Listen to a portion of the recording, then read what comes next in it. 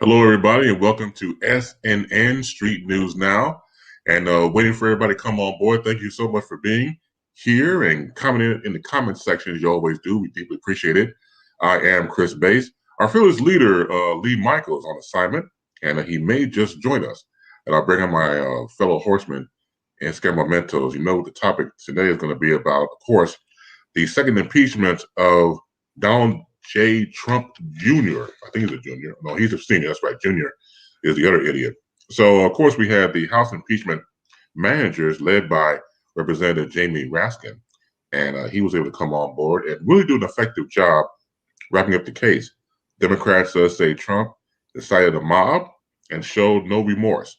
And like I said before, from my perspective, when you look at what we saw in the past few days, the disturbing videos, the mob mentality, screaming pretty much for blood, and also personal direction of people who work there in the Capitol. You've had people who work there from the standpoint of janitorial duties, assistance to the senators there, how they were hunkering in place, how they were able to humanize what had happened. And that right there should show you the evidence that is clean cut. It shows you that regardless of your political affiliation, people suffered. There had people who died during this insurrection. But if we go by political politics, the football, I don't even call it Republican Party anymore. They're pretty much the Trump party at this point. They bow down, they kiss the orange ring at this point, and they're on pretty much to a degree life support. And so when you look at what's unfolded, especially again, humanizing the story, when I watched these videos back on January 6th, I relived the whole thing all over again. And I know that had to be what they were trying to accomplish. They did a very effective job. When the first video they showed, the 13-minute one, when you see them storming the Capitol using the American flag as a way to get into the building, it just doesn't bode well. Justice should be served, but will it be served for certain people? Are we seeing the ultimate white privilege? Now, people can beg and go back and forth about this issue, but it should be about human beings. It should be about the fact that you have people who are scarred from this, people who won't be the right way since because they thought they were going to die. Being in somebody's office and making that last, or you thought was your last cell phone call to your family members, to your wife, to your husbands, and things like that, and to be jaw-dropping, to say the very least. So we're going to bring on the fellow horseman right now. Reggie Miles, professor, will be on momentarily. I bring forth Dr. Ron Ford. Doctor, how you doing, brother? Good evening. Good evening. How you doing, sir? Man, I'm good. I'm good. Okay, so you've seen the testimonies of, you've seen what's transpired with the impeachment managers team. What was your takeaway?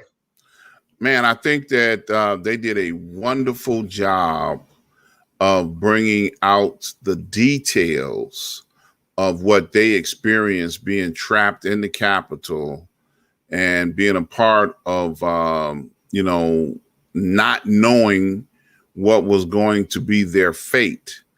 And, I don't think that they were over dramatizing at all. I think that they, they were genuinely afraid for their life, and to have to live through that.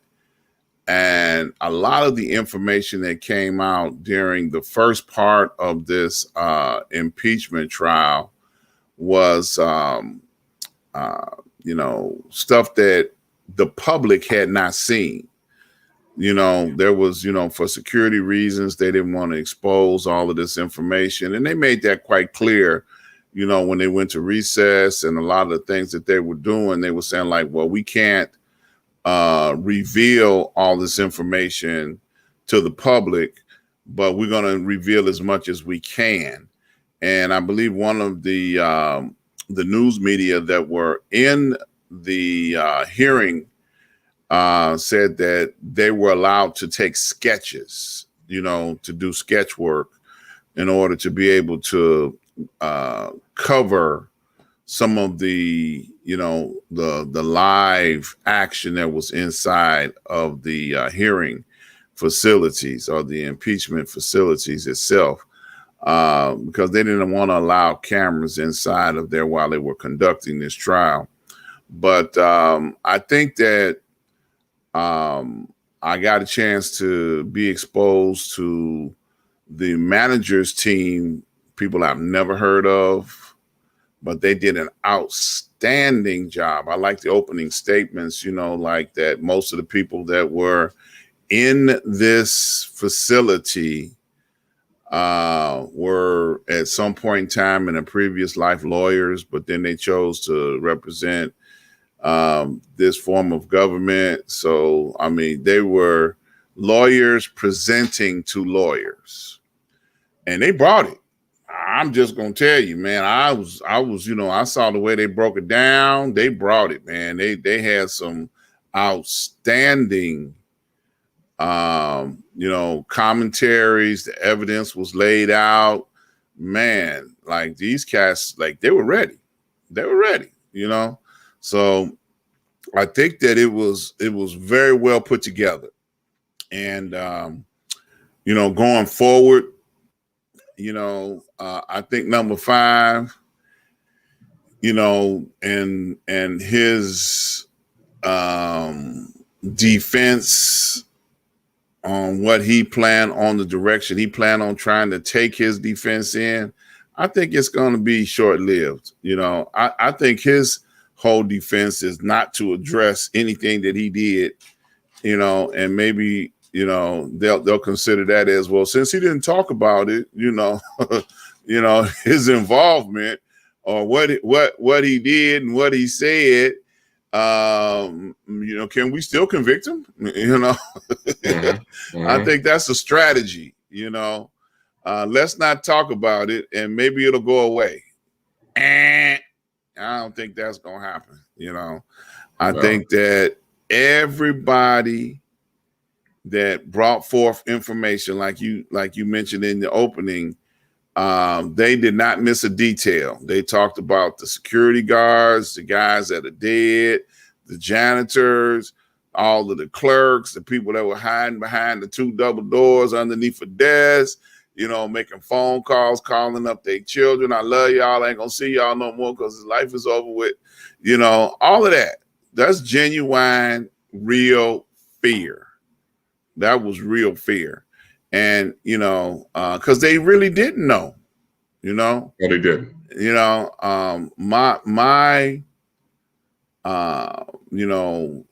My afterthought is that they should have shot a whole hell of a lot more of them. I think that they should have popped some more of them, and then they would have realized, oh, damn, they got guns and they for real. And it might not have went much further if they would have gotten that reality check right then and there, But, after the fact, now we just gonna have to settle for 2,000 people being slammed into the system, that were under the impression that we're taking over the United States today. Well, see, and that's if the 2,000 actually get into the system. And I mentioned before here on SNN, during the Street News Now a couple of weeks ago, that you look at that number was like 800. Now it's over that.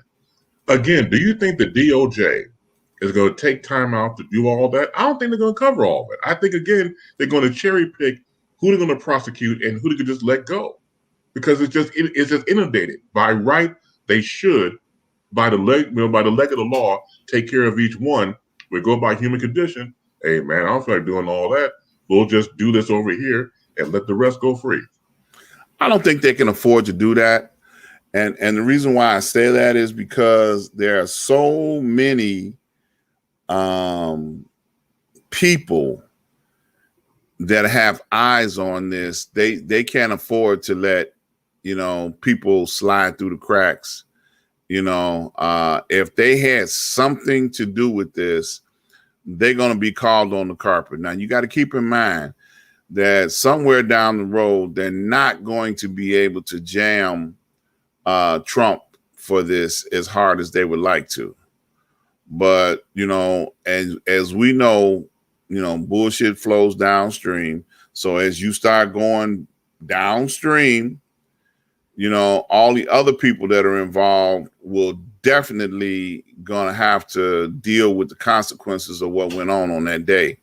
You know, case in point, I was looking at one of the other news networks tonight, CNN to be exact, and they were talking about on the 2nd of January how Cruz was at a rally talking about how he's going to, you know, we're going to overcome this. We're gonna, you know, we're gonna do this. We're gonna do that. I mean, he was giving them a rah rah rah speech just as bad as, you know, Trump was, you know, on the 6th. So, you know, when you look back, you know, on all the other people that had roles that they played in this, then, you know, I think the ethics committee is going to have to get involved and start slamming some of these co-conspirators. They're going to have to do it. They're going to have to do it, you know, because like I said, they're not going to be able to get Trump. Oops, I said his name. Number 45, you know, to be accountable as much as we would like him to be. But at the end of the day, you know, some heads are going to swing. Okay. You know, they're going to have to jam, you know, and most of all, the people that were swinging the, you know, the flag posts and doing all the crazy stuff, they talked about today.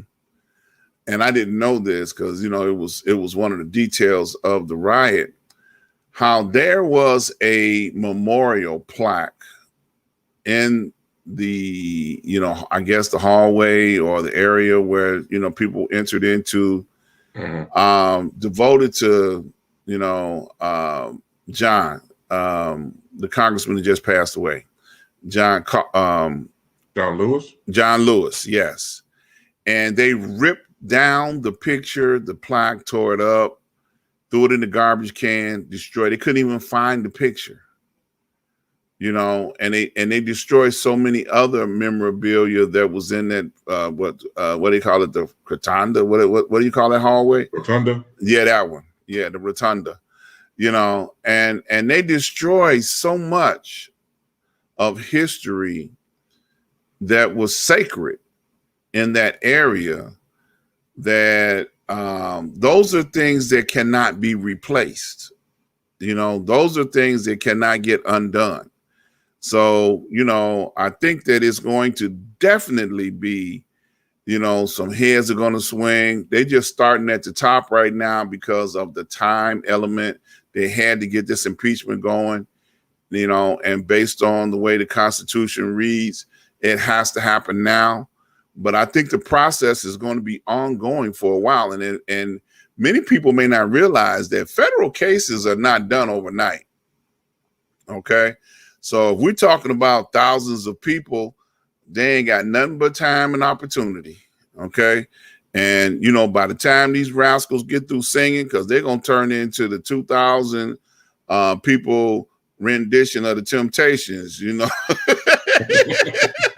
they're going to be singing R&B's, baby, R&B. What, did you get so-and-so? Did you get so-and-so? Oh, yeah, my cousin Jeffro was over there, too. You know, and Granny, don't forget Granny and Uncle Jed. Uncle Jed, you know, y'all didn't get Uncle Jed yet? Let me show you where Uncle Jed live at. He got that little cabin at the top of the hill up there. We got to go up there. He ain't got no TV, so he don't know y'all coming. You know, right. You know what I'm saying? You know, it's gonna be some singing going on, brother.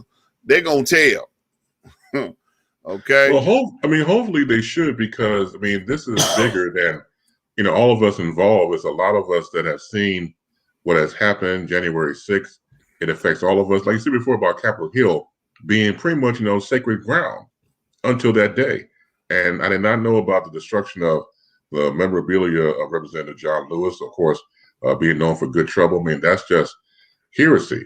As far as I'm concerned, you know, you're hitting the throne very hard when you do that. But that's the mentality that Trump stirred up with those mobsters. They were the ones that went in there with the mentality saying this is our house, and was programmed by saying, hey, Trump sent us here. Our president sent us here to do this. So they were beyond being on 10. They were like on 20s and 30s and 40s in their mind because they got fired up. I want to read this quote, Dr. Ron, get your take on it. So the quote says, and this was after the first day of the impeachment manager's position on the trial at hand. If I'm an impartial juror, based upon the facts as presented on this issue, then the House managers did a much better job. This came from Senator Bill Cassidy, Louisiana, and he's Republican. So this is what I mean by it should not be about party. Even though you and I both know, and others, of course, down the road, it is about party. It's about party right now. And the Democrats are trying to do their best to fight and say, look, we're humanizing all of this. This is what's going on. It affects us all. But Republicans don't want any part of it. Your take on what Representative Campbell said? Well, I think party lines are still trying to stand. And the reason for that, and I know this is where they're trying to go, is that if they can rally together and appear to the public or the voting public to be connected to, Trump and his beliefs, then they can pull those 70+ thousand or 70+ thousand million votes in the direction that they can use for their benefit. Okay. And that's pretty much what they're looking to do. They don't want to appear to be friendly or fraternizing on any level with, the Democrats and what they're calling is a lynch mob for, number 45.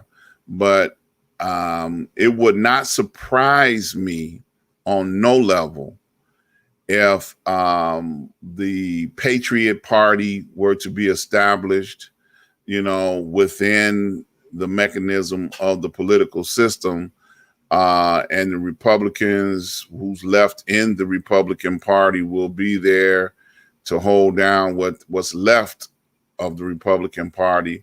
And then they have a whole new party that is pulled away and has started based on this, revolution that they say that it started, because there's so many people that came forward and identified themselves as being part of this rebellion. Okay. So I think that is going to be a split. It's going to be a separation. I think that that's the objective. We're trying to not align themselves with the Democrats because they was just as scared. Okay. You can't, they probably had to clean urine out of the floor out of that place, man, before they went back in there to finish off that count that night. Like we'll be through by 8 o'clock. Y'all can start the count back up, but we got to clean up some of this urine because some folks peed on themselves, they were scared. They were just as afraid, and family members, I didn't know that Pence had his family in there until I saw the video, when they were ushering Vice President Pence out of there. And when he was coming out, he looked over his shoulder to see if his family was behind him, but they were present in the Capitol chambers. When the Secret Service scooped them up and said, we got to go now. Okay. But I didn't know he had his family there for that ceremony, but we found out that day, today, or what was it, yesterday or the day when they played the video, right. So everybody was so afraid. So I can't see, them not trying to find fault in what went on and standing with the understanding that I was just as afraid as they were. But futuristically down the road, they're going to plan on trying to be something political with those people that vote. No, I agree. And let me correct myself. That was Senator Bill Cassidy, Republican from Louisiana. And again, we look at the past few days and the impeachment of Trump for the second time. I think Representative Jamie Raskin is a superstar already. I mean, this guy knows how to bring the heat, and his team around him were spot on. They were immaculate. And again, when the truth is on your side, the truth always shines through. And again, as I said before in the opening monologue, that when you go back and watch this viral videos, and once again, the videos that came from security that we were not privy to until the past couple of days, the sheer fear, the fact that again, and even personalizing, going back to Representative Raskin, talk about his daughter Tabitha, who was there with him, and she was there for a visit like other family members, and told her father, "I don't want to come back to the Capitol," and rightfully so, because now what I liked about what they were doing, I said earlier in the conversation, was they humanized it. It's kind of like when the person comes back from the war having post-traumatic stress disorder. It's still here, and you're still reliving in your mind. It's hard to go back to what you knew before this had happened. And I think, again, going back to even what President Biden said the day before, based upon the evidence shown, some minds may have been changed. That's hard because, again, the conservatives, once again, let this man hijack the whole party. And so their allegiance is not to what they believe in. Their allegiance is to Trump, period, first and foremost. Even going back to that crazy Representative Green, Michelle Green, when she said, and I quote, "The party is his," going back to 45. So now he's been out of office, but that mentality still stokes and still keeps going on. And it's sad. I hope something would happen because, again, the impeachment has to be done for the records, obviously for government's sake and for the history. But at the same time, the danger he brings, what he stirs up, and again, people still want to play politics. Again, no softball it. And I want to ask you this as well, Dr. Ron. So you have the defense coming up for tomorrow. What's their name? Attorney Bruce Castro Jr. and Attorney David Schoen, who on day one did not look good at all. Attorney Castro was babbling, not even psycho-babbling, just babbling, just spinning his wheels. And then Attorney Schoen was like, "Oh, well, the president didn't do that." Well, he's trying to play the victim role, give my drift. What do you expect tomorrow when attorneys Castro and Schoen show up tomorrow? What do you see already? You could go into a crystal ball and get your take on that immediately. Well, I just said a little while ago that they're going to try and avoid talking about it. They're going to come in there and try to do a Jedi mind trick, like, none of this ever happened, but they're going, like in the press, in the media circus that's going around, first of all, they're saying, well, this is what you get when you get a professional media company to put together your presentation. What the hell do that got to do with what the presentation said? Right. You know what I'm saying? Right. We ain't talking about the facts. You talking about the people who put the damn video together. Yeah. So their strategy is going to be like, well, if we don't talk about it, maybe we can convince them that it didn't happen the way that they think it happened. Mm-hmm. So yeah. I think it's going to be more of the same spin moves. Well, sure, he went into a crowded theater and shouted fire, when he was 12 years old, but we're not going to hold that against him now, and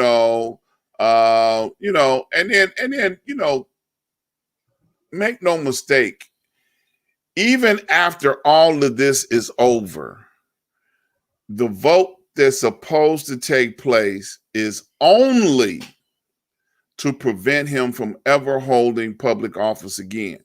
That's all the vote is. So even if they do impeach him and they get the votes necessary, that will stop him from ever holding a public office, elected office ever again. Okay. So that's not going to, spare us from him not being, in a position to influence people in a negative way again. Okay. So we got to look at it from that perspective. This whole impeachment process is to just, and I'm using the word just, stop him from holding a public office again. And I think the real punitive nature of what he has done is not going to come to hit him upside the head until DC, New York, and Atlanta bring state charges against him for his involvement with what's been going on. Okay. Mm-hmm. So, that's the only way that I think that he will actually get any punitive, damages against him. Because, and I'm almost sure, if I think I asked someone this question before, if they actually impeach him, then they will take his pension away from him as being president.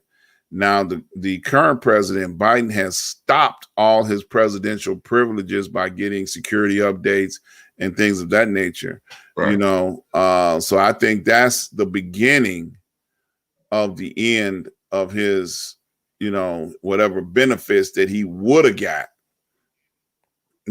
as being, the former president, because he was entitled to some benefits walking out of office.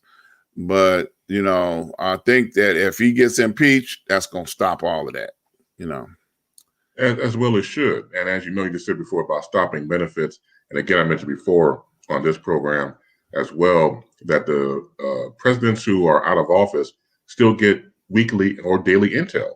Right. And take information, and being who he is and was in office, that intel could go to the highest bidder, could go once again to his boss, Vladimir Putin, or go to Kim Jong-un, or whoever else, has the dollar amount to say, look, I need that intel. How much? The choice is yours, for the price is right. And that has to be cut off at the knees, because we can't have that. Going back to what I said, my original point about 45 being dangerous. And so when you are a part of the legal team for 45, is an acquittal a victory for Trump? What do you think? Once again, punitive is not going to come until later. So even if he does not, get the impeachment in which that he's entitled to, I think that, he's still going to have a voice, and he's still going to have his little team of troublemakers, Cruz, and everybody else that's following him up his derriere so close that, they can probably tell you what he ate yesterday, but I think it's going to, not going to come until down the road. It's going to take a minute for everything to really, set things straight, if there's such a thing, because, even with the way he governed, the United States, it's taking a minute to get things straight. It's going to take a minute, because we got so many things to set straight, Yep, without a doubt, Now, look, before we go any further, let me do this right quick. You're listening to Street News Now, and we are here on our Thursday night show as always. We have the legend, Mr. Lee Michael, who is on assignment. He's not here with us right now, but this is his network that he established for us to come on here and tear up some airwaves. And, and then we got the professor, who should be joining us shortly. He should be on his way to the green room as we speak. And then we have my brother, Mr. Chris Bass, who is moderating and doing a wonderful job this evening. And myself, Dr. Ron. And we are so glad that you guys are joining us. A couple of shout outs. I see Corey's watching us. We got a few other people. Miss Lisa London, another broadcaster in her own right. Miss Quinn, and a few others. Omar. I mean, we got some folks tuning in on Facebook and on YouTube. We are all over the place. We are broadcasting, and this is a regular hookup for us, y'all. So don't take it lightly. We are here to do what we do. Okay. So that being said, I know we're going to have a few other people joining us in a few minutes here. So I'm going to throw it back to my brother, Mr. Chris Bass, to take us where we're going next. Thank you, Dr. Ron. Bring on to the scene right now is Francisco. Hold on a second. AKA the Chocolate Yoda. I got that correct? Yoda. Chocolate Yoda. Chocolate Yoda is my nickname. Yeah. It was given to me, and I'm keeping it. Okay. What was her name? You nailed it. Hold on a second. Before we go any further, we answer that question, Mr. Oh, no. There's no way I'm answering that question. Okay, great. Okay, fantastic. All right. Bringing here, of course, the other horseman, Professor Reggie Miles. Hey, Reggie, welcome. How you doing, sir? Well, I'm alive. I made it.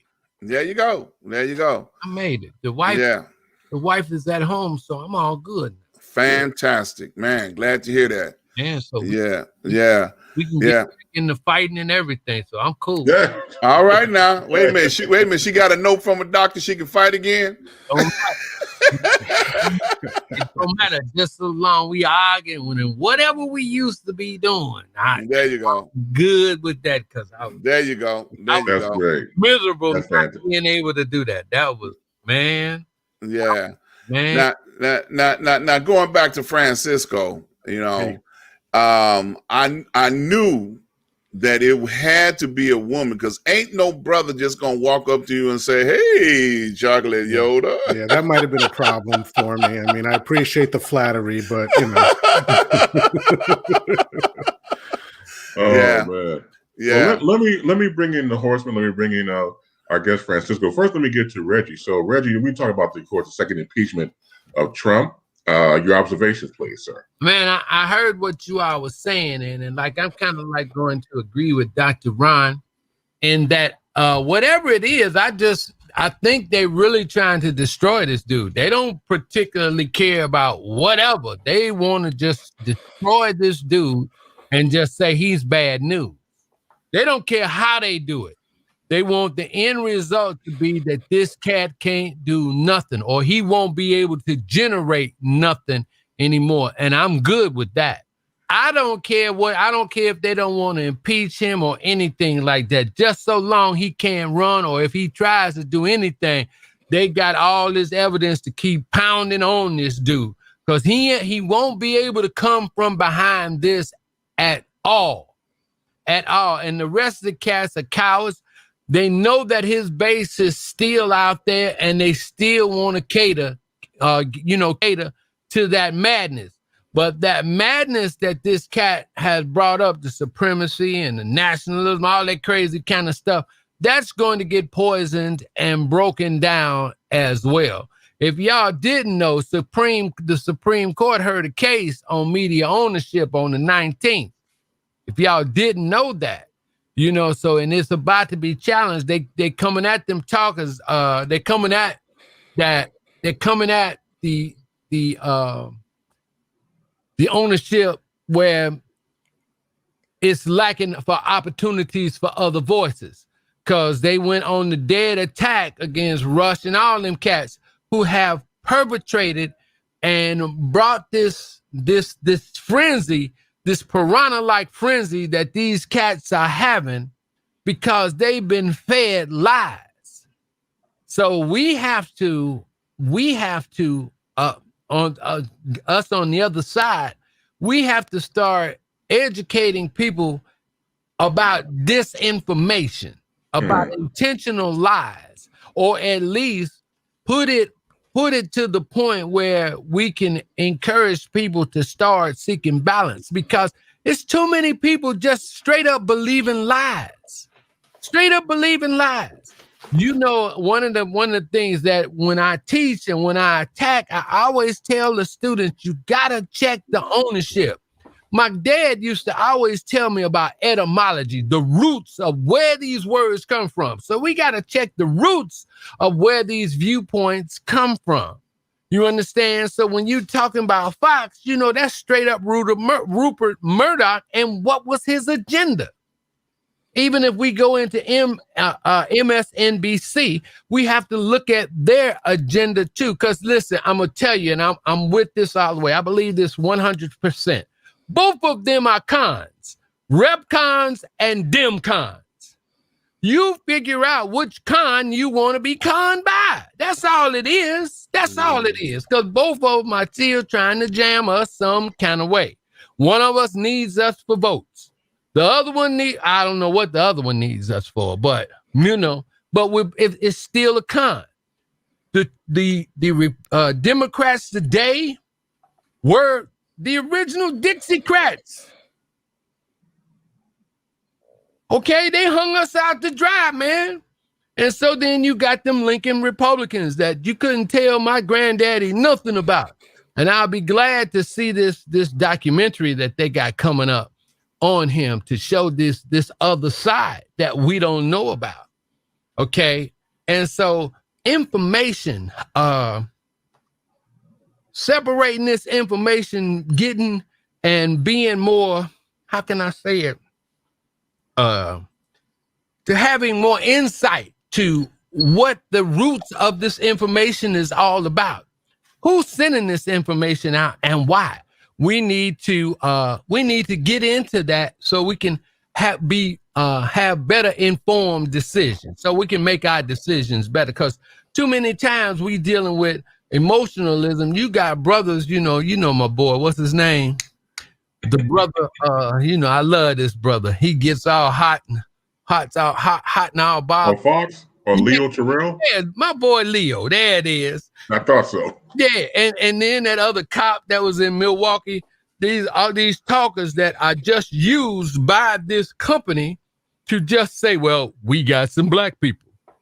I mean, and that's cool, but we got to learn how to dissect. We got to teach now our people how to dissect these information outlets.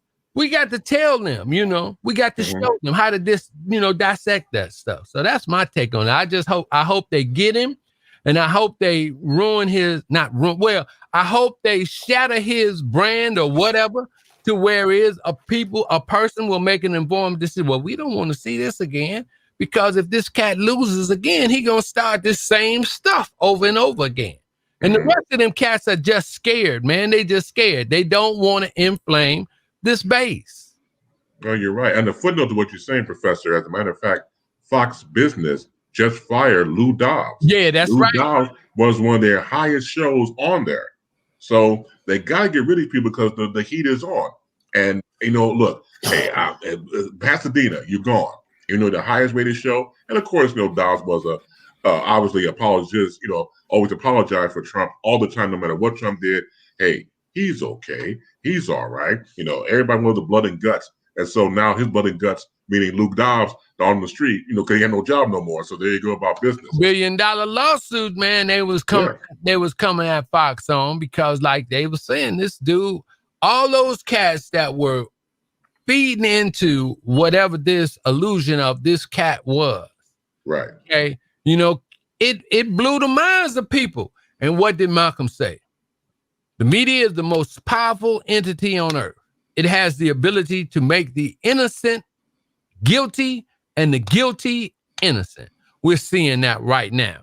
And the only way it's ever going to be balanced is that when there are an equal amount of voices out there. The Telecom Act was strictly for the perpetration of was for white men being able to control the flow of information. That's what the passage of that act was all about. Because too few own too many. And the majority of that few are Caucasian males that own this. And so the Republican right, and where did that come from? Well, when they saw in the late 70s, the early 80s, when they saw Mayor Hatcher get elected in Gary, when they saw Mayor Bradley in LA, and then they saw the impact of what Harold did in Chicago. Mhm. They said, hey, they went into the back room and they said, hey, we got to come up with a plan to keep minorities, females and people of color to ever having the wherewithal to ever buy stations. They killed the distress sale policy and they killed the tax certificate policy. Newt and his boys went in there and said, well, hey, too many white folks are benefiting from this because they selling them and they getting over. They making too much money behind it, so we got to stop it. So now, under this climate and the private equity that these companies are, the business model for these companies are, if they lose the stations or stuff like that, if they're going bankrupt, they don't lose the stations. And that's BS. Man, if you can't pay for it and you can't keep it, it should be back on the docket. But listen, a heritage station in Philadelphia, WDAS, okay, WDAS, which was once a heritage station, was sold at one time for hundreds of thousands of dollars. Now, you can't get that station for less than $100 million now today. What black people are going to come up with that capital to buy a single station? It's amazing. It really is. Francisco, your takeaway, please, from the impeachment trial. Oh, wow. Yeah. Well, first of all, thank you for having me. And thank you for having a long form conversation on complex subjects. When you see all of these talking heads on television, it's 7-minute segments with 1.5-minute sound bites. It accomplishes nothing. So this is wonderful. So I guess my perspective is one of historical context. Whenever something is going on now, especially when people think it's novel and unique, I like to peek into history and see if there's anything that we can compare it to. And on the subject of impeaching someone that is now out of office, we have historical precedents for that. In 1798, and I want to make sure I get the name right, former Senator William Blount was impeached. In 1876, former Secretary of War William Belknap was impeached. So those are things. And now to the question of accountability, right?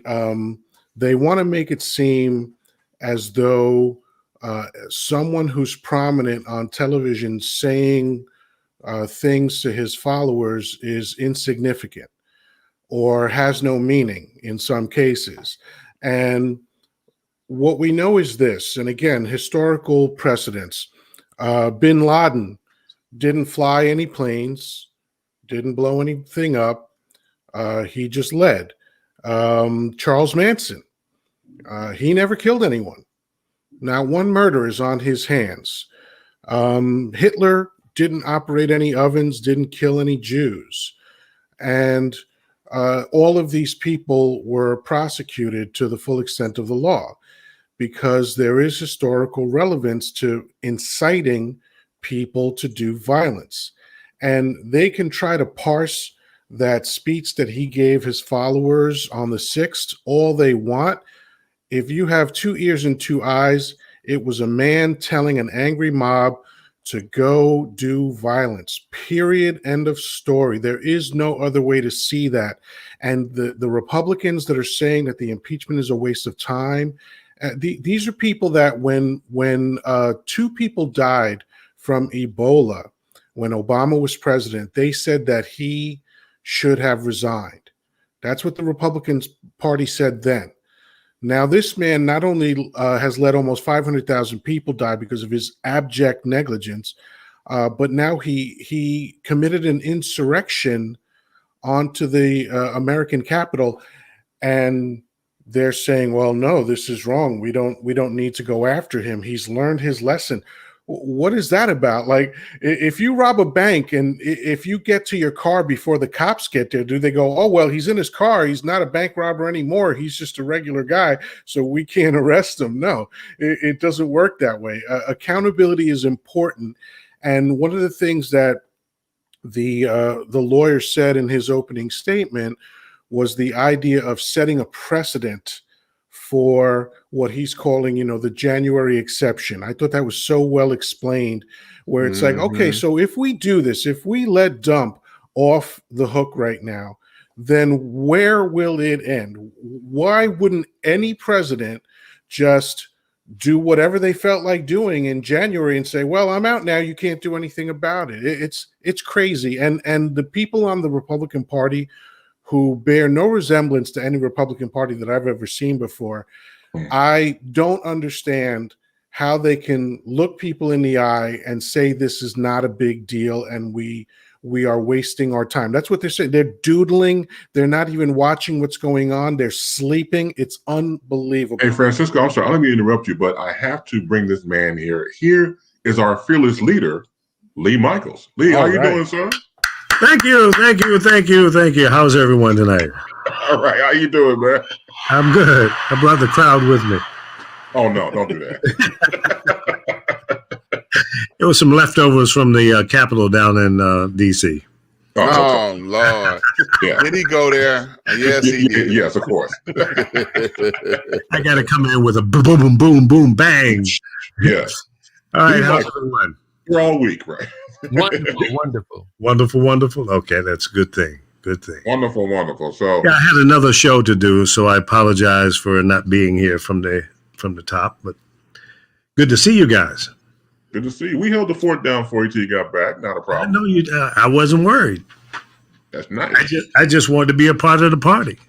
There you go. Look, hey, man, the more the merrier. That's right. What's up, Francisco? Another day in paradise. All good. How are you? I like that little nickname you got. Yeah, All right, so where did that come from? That some woman gave him. It came from a woman in 2010, and that's where the story ends. Oh, okay. Yeah, I hear you. Otherwise, you'll be in the witness protection program. Yeah. What's up, Reverend Dr. Miles?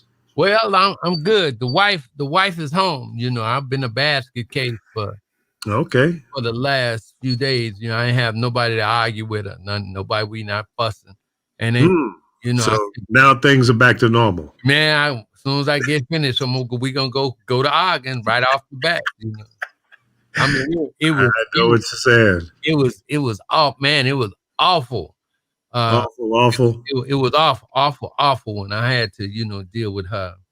Meaning it was awful that she was gone, or it was awful? It was awful that she was gone. Oh, okay. Right. You dug your way out of that hole. Yeah, for days, I wasn't answering the phone. I wasn't talking to nobody. Cause see, when the stress gets me like that, I crash and burn. I shut down. I hear you. I understand. I went straight into prayer. All I wanted to do was talk to God. I hear you, man. And so she home and everything is good now. That's a good thing. That's a beautiful thing. So what did I miss? What have we been talking about? Obviously, we've been talking about the trial. Yes. Yeah, Francisco was giving us his dissertation. He was, Yeah, I mean, really, the only finishing thought that I have is really an amalgamation of the thoughts that you guys have already expressed, which is what happens next, right? Right. This is my hope, all right? And I sometimes have very vengeful thoughts about dump, so I'm going to leave those out right now. But I predict and anticipate and hope, or as Shakespeare would say, a consummation devoutly wished.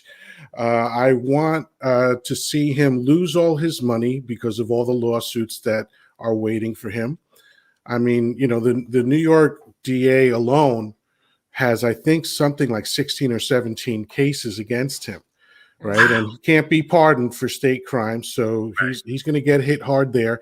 And there's just people lined up to go at this guy. And I think we're going to find out that he doesn't have nearly as much money as he has always claimed to have, because some people don't know that made more money than he did in the past 4 years. But it's all the Forbes list is self-reported. So, there's no one checking what these billionaires or supposed billionaires are actually making. So he can say whatever he wants. And I think that's a small part of why he never wanted to reveal his taxes. I think another reason he didn't want to reveal his taxes is because his taxes reveal crimes, pretty straightforward. And I think he's going to lose his money. I think he's going to go to jail. I don't think anybody that has that many people in law enforcement coming at him is going to escape jail. And just like our boy from Chicago, famous gangster, right? What was his name? Al Capone, right? Al Capone. As all the dirt he did, it was taxes that they got him in the end, right? Yep. So that's what I'm hoping for in this case, and I hope that he rots very slowly in jail. Yeah, that and syphilis. Don't forget the syphilis. And I hope he gets syphilis the hard way. Let me ask you guys a question. Now I understand Marco Rubio and Cruz both plan to run again in 2024. If you were in their shoes, how would you vote on this impeachment? Or anybody else for that matter? I'd vote to impeach because that keeps Dump out of the race. Exactly. I mean, there's enough dirty that he's done, wrong stuff, and hurt a lot of people. That why would you want him back again? Number one. Number two, why take the country, the world, through the chaos that he has brought upon us? Man, them cats is scared, man. They ain't got. What is there to be afraid of? Rid the ghost. Get rid of him. Man, they ain't got no spines, man. Because it's like on the people. It's like on the people. They playing politics. You know that joke I said in the green room last week. When the blankets Pelosi. You understand? Them cats, they fearful of that. They are fearful of that. Let's get Pence. Them cats are nuts. They are nuts. They out of their mind. That frenzy that the right-wing talkers, all them cats, because I'm trying to figure out how can you go that crazy? It's because the craziness was steadily thrown at them. Rush Limbaugh, Sean, what's his name? The other cats and the other cats. It's just Lee, it's just like playing a record, right? Yeah. People don't like the record if they keep hearing it all the time. It's called brainwashing. Yeah. But you know what? There's an interesting question here in the chat room. Cruz and Rubio, they want Trump 74 million. But you got to understand, the 74 million isn't 74 million. Let's say there's really 4 million of these crazy nutball whack jobs. I don't think the majority of the Republican Party is that stupid. Mm-hmm. Maybe I'm giving them too much credit, but the reality is he woke up the living dead and brought all of these just vile, disgusting people out and got them to vote. They're not going to come back again. Only if he runs again, or only if there's an extension or not reincarnation, but a development of another character like him. Now, this girl down in Georgia, she's a female Trump, okay? She's a dangerous individual, and she needs to be stopped, and I mean stop now. Otherwise, we're going to have a repeat of what we just saw for the past 4 years. So don't be afraid. If you run on trying to repair the Republican Party. And I don't give a damn about a Republican, but that's what you need to do. From a strategic standpoint, you need to fix all the wrong that's been done and put all of those vile, disgusting deplorables back in the ground. Let them go, man. America does not need that type of attitude. We look like Boo-Boo the Fool right now all over America. Even Russia is saying, good job. No more democracy.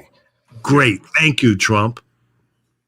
Right. But Republicans have no spine, no backbone, no ovaries, no testicles, no nothing. They got nothing at all, period. Once you let a rank outsider come into your party and take over, even years before that, you had the Teabag Party. I call them Teabag. The Teabag Party come in and infiltrate your party as well. The people who subscribe to theories when it comes to conspiracy and things like that, they don't care because what they want is automatic political survival. Yeah, that's what they always wanted all these years, and they'll bring anybody for life support. Teabaggers, people who subscribe to conspiracy theories, anybody that will give them life for that time. And when Trump came along, they bow down. Man, kissed the orange ring and never seen anything since. And that dude was a Demcom in the beginning anyway. Yeah.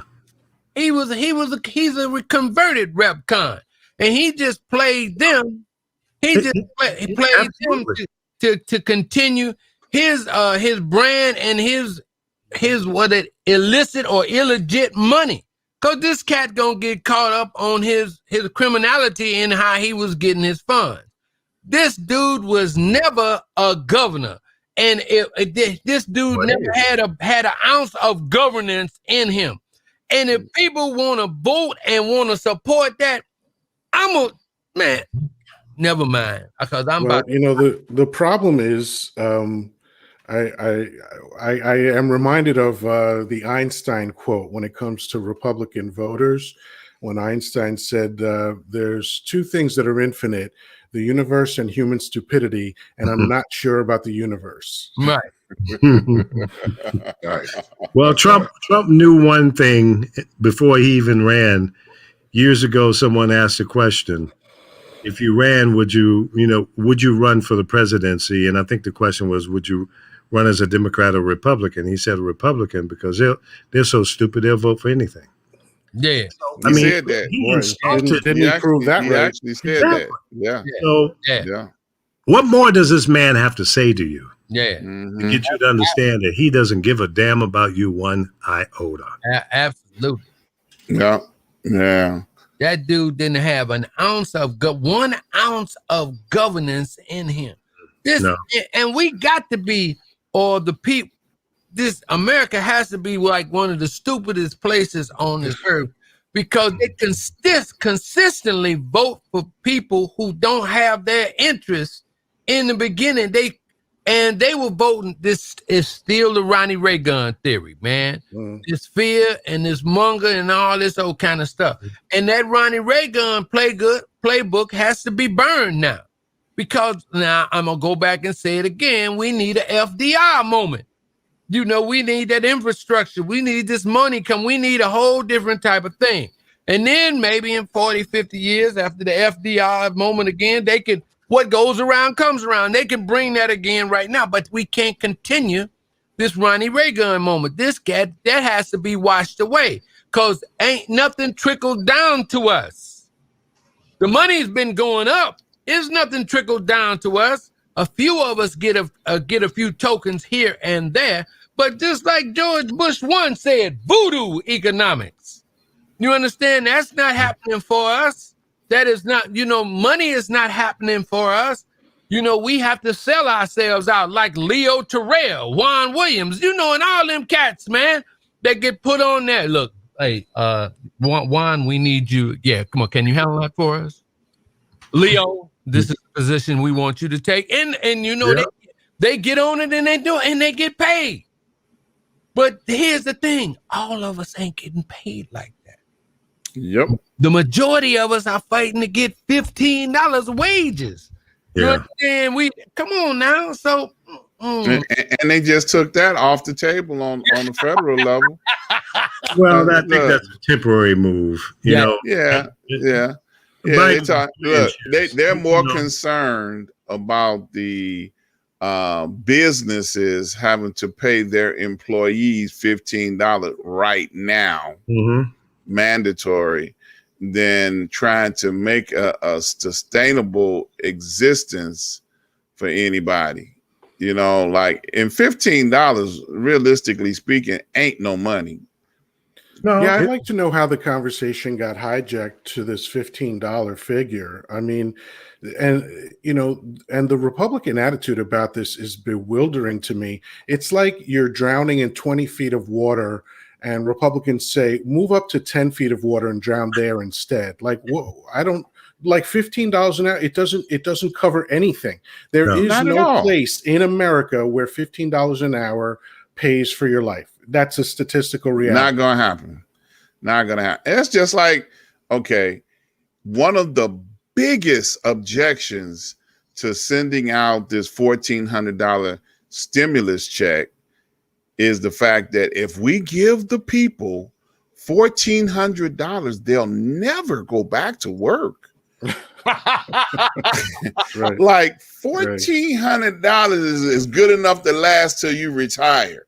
Yeah. My question is, okay, if I was the president of the United States, I would be sitting in the Oval Office saying, what's the most important thing here? What is my job? Is to protect and serve the people of this country. We are going through a world pandemic.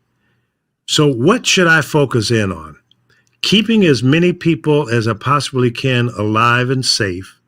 And if it means that we have to shut down the non-essential companies, businesses, activities for 3 months or whatever it is, whatever it takes to save lives and to get on the road of recovery.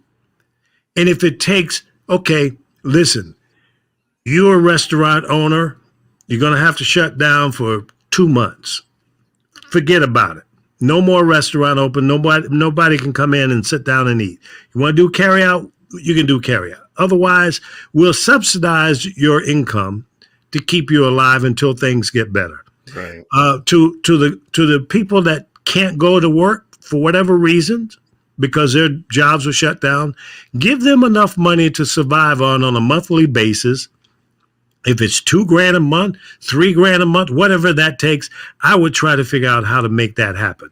Now, when the bad party is over, it's time to go back to normal activity. It's time for you to go back to work. I've taken care of your job. They're still in business. They're going to open up their doors. You go back to work. Everybody's happy. Now, if you don't go back to work, that's your problem. But at some point in time, you cut that off. We have not been to that crossroad yet because the former administration poo-pooed it, played it down, only to make sure that he was reelected. He did not want the economy to go to hell. He based the economy on the stock market. Yes, Has he did. nothing to Which do with is not the economy. Yes, Look he at did. 700,000 to 1 million people a week signing on to unemployment. That's a bad sign. That means long-term effect of that, it's going to take a minute for us to recover. I was wrong in my prediction. I said, end of 2020, we'll be on the uptick. Things will be looking pretty good. I guessed wrong. And maybe 4 or 5 months ago, I said, damn, this is not looking good. I'm thinking maybe mid-21. Now I'm thinking end of 21, maybe first quarter of 22.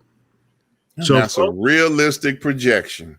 Hunker down. Yep. Do what you got to do. This thing is nowhere near over. And especially, and that's a shame. Especially with COVID 2.0 kicking down the doors. Yeah, we don't know what that means yet. Yeah. And we're the only industrialized country that hasn't paid people to stay home. I don't know. Yep. I don't get that. Like the answers are out there. The models are there. We this is not guesswork. This is not something that had to be created from whole cloth. This was in existence all over the world, including America. But when you throw out the playbook and disband the team that handled pandemics, this is generally what happens. Yeah. Yeah. Now let me just remind y'all, when 45 first got elected. Now I want y'all to go back into time. One of the first things he said his first year in office was that the economy is doing great because the stock market is doing wonderful. And they had to tell him that the economy doesn't have anything to do with the stock market. Now, y'all remember that? I know I'm not the only one. Yeah. Yeah. It's the GDP, it's employment numbers, it's spending power. First year in office. First year. If you're not invested in the stock market, it don't mean a damn thing in your life. Yep. Period. End of conversation. Hey, Yep. and Dr. Ron, Uh-huh. you just repeated a lie. He started with a lie, and he finished with a lie. Yeah. All we've had from that person who occupied the office of the president in the United States of America was a lie. From day one. From day one. Yeah. You know, and like I say, either we're the stupidest people or the most naive people in the world, because I don't know how in the world you can function 4 years just believing lies.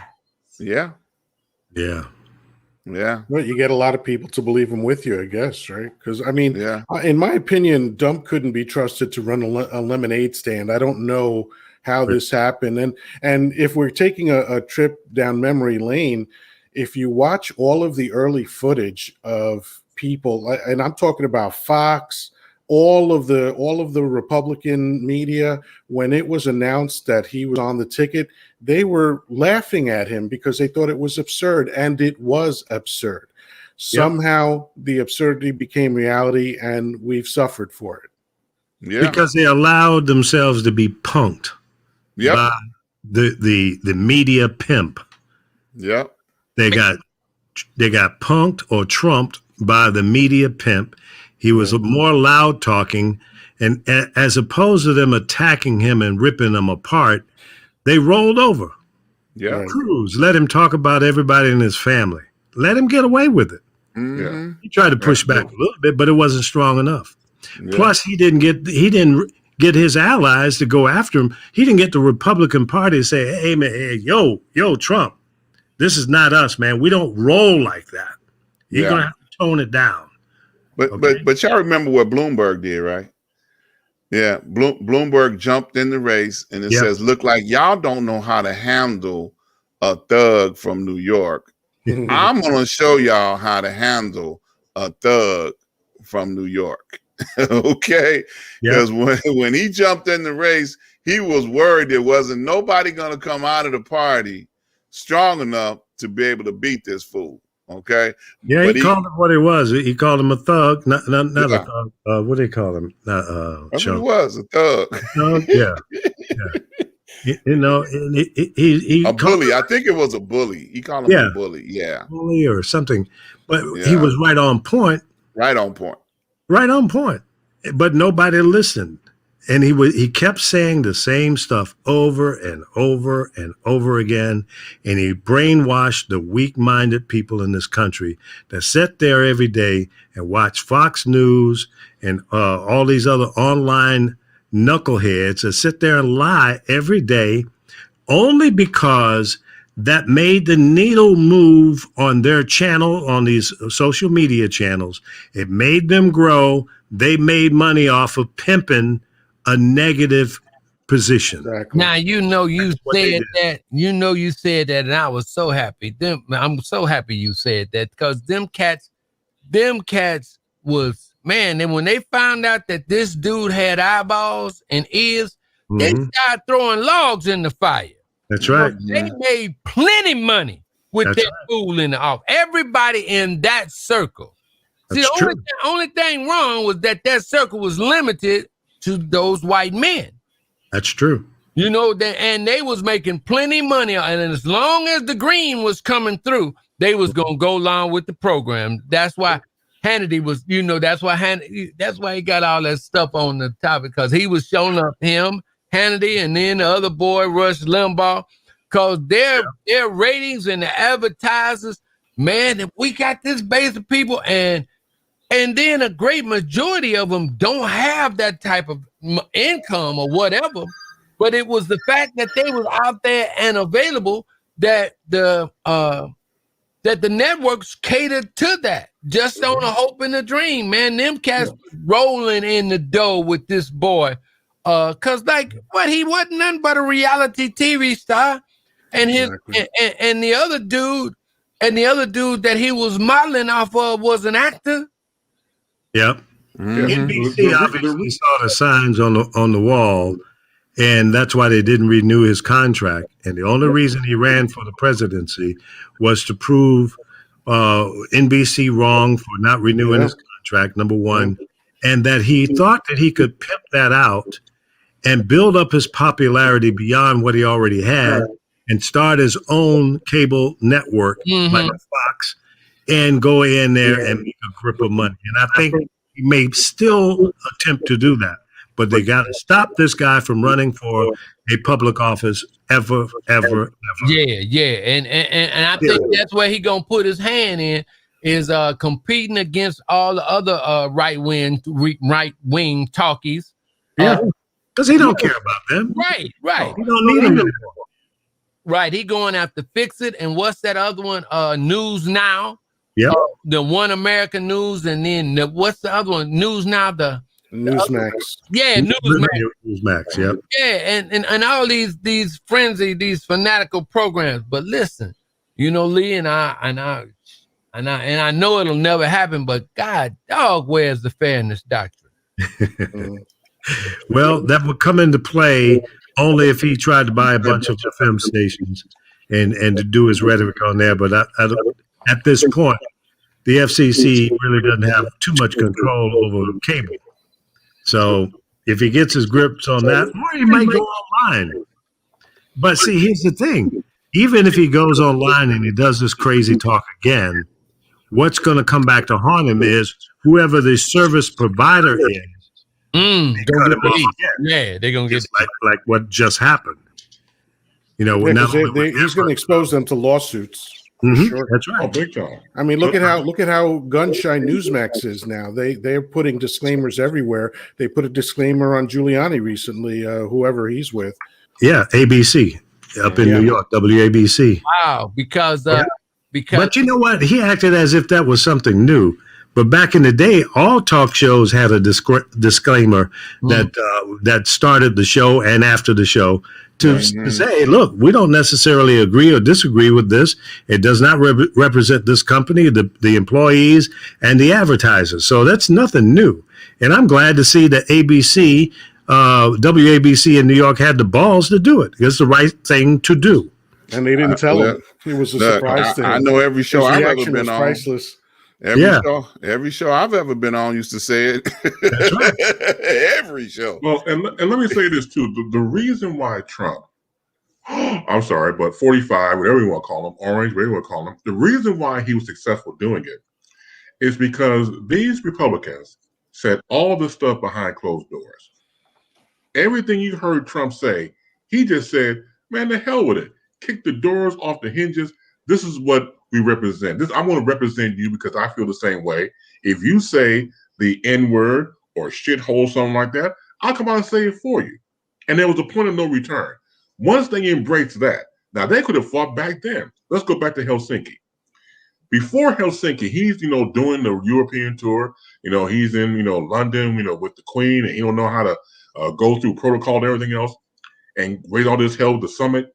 Gets to Helsinki, keeps his head down, lowers his voice. Why? Because his boss was right next to him right there with Putin. So everything he was doing, look, you don't want to destroy the church's money, so you don't go against your boss. So you're all nice and quiet and docile. And then at the time, when against his own intel, to the CIA and FBI and ABC and 123s, all of them were lying when it came down to Putin. So that's when even Fox News had to question his mentality. It was like, with all due respect, Mr. President, you're really kissing the behind of the enemy. He's been on, the Russians been our enemy for years. We can't trust him, can't trust it. But you went there and just was very docile. What was all that cowboy behavior when he got to Helsinki? The point is that when you see somebody like him, who once again went to this party and said, look, I'm going to represent you. Obviously, we're all part of the same blood, quote unquote. And I'm going to say what you're saying behind the closed doors, right behind the scenes. And that's why he curried favor with them. They're all bonded. But again, you mean to tell me nobody fought back, nobody had the stones, nobody said anything against him? Why? Because they needed him to continue power and privilege. That's why.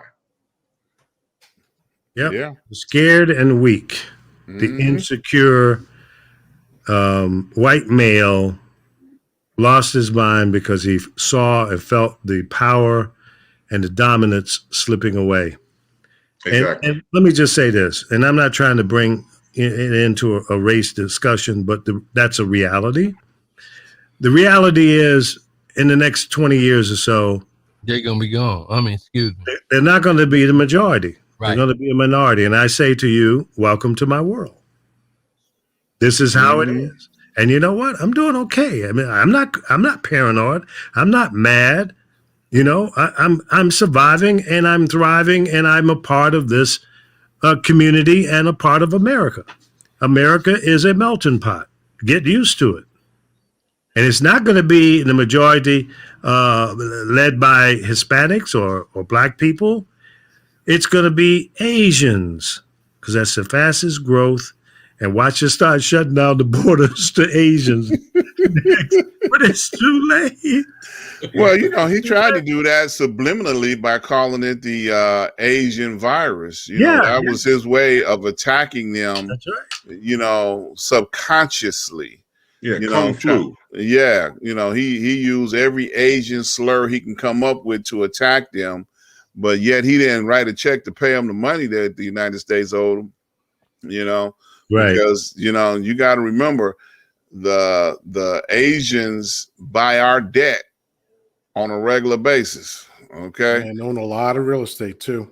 Oh yeah, you can't deny it. And most of the land and the hotels and casinos here in Las Vegas are owned by Chinese. Mm-hmm. A lot of the real estate. Is that why they got their own network in your town? Yes, sir. Yes, sir. Did you know that there is a broadcast network that originates out of China that's on about 30 stations here in America? It's all fed from China, but it's heard here in America. Didn't know that. Interesting. Yeah. Man.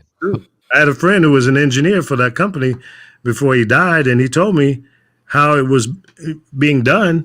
And it had two feeds. They had a satellite feed and an internet feed.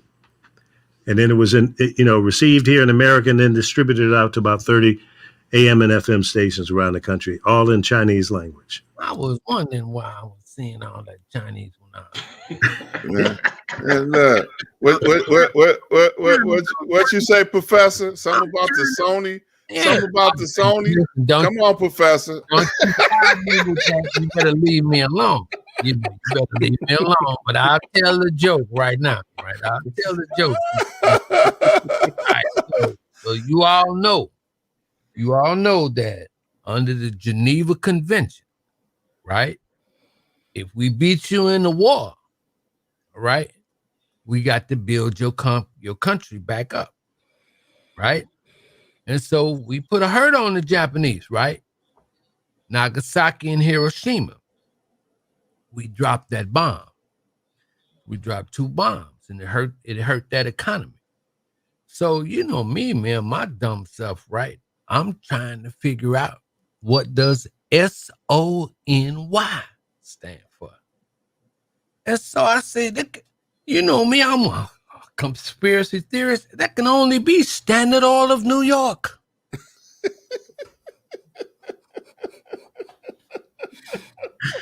It never gets old.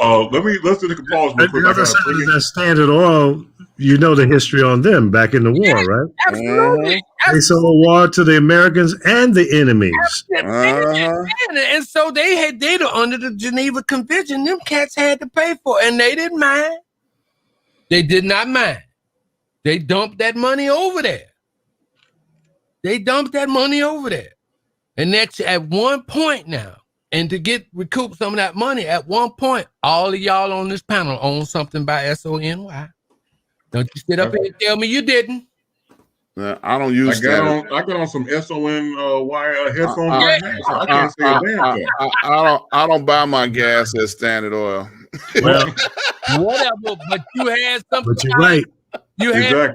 You had something from SONY. Oh yeah. Camera on right now. Real quick, I gotta take a pause real quick. Let's bring in our sister in broadcasting, Laura Rice. Laura, welcome to SNN.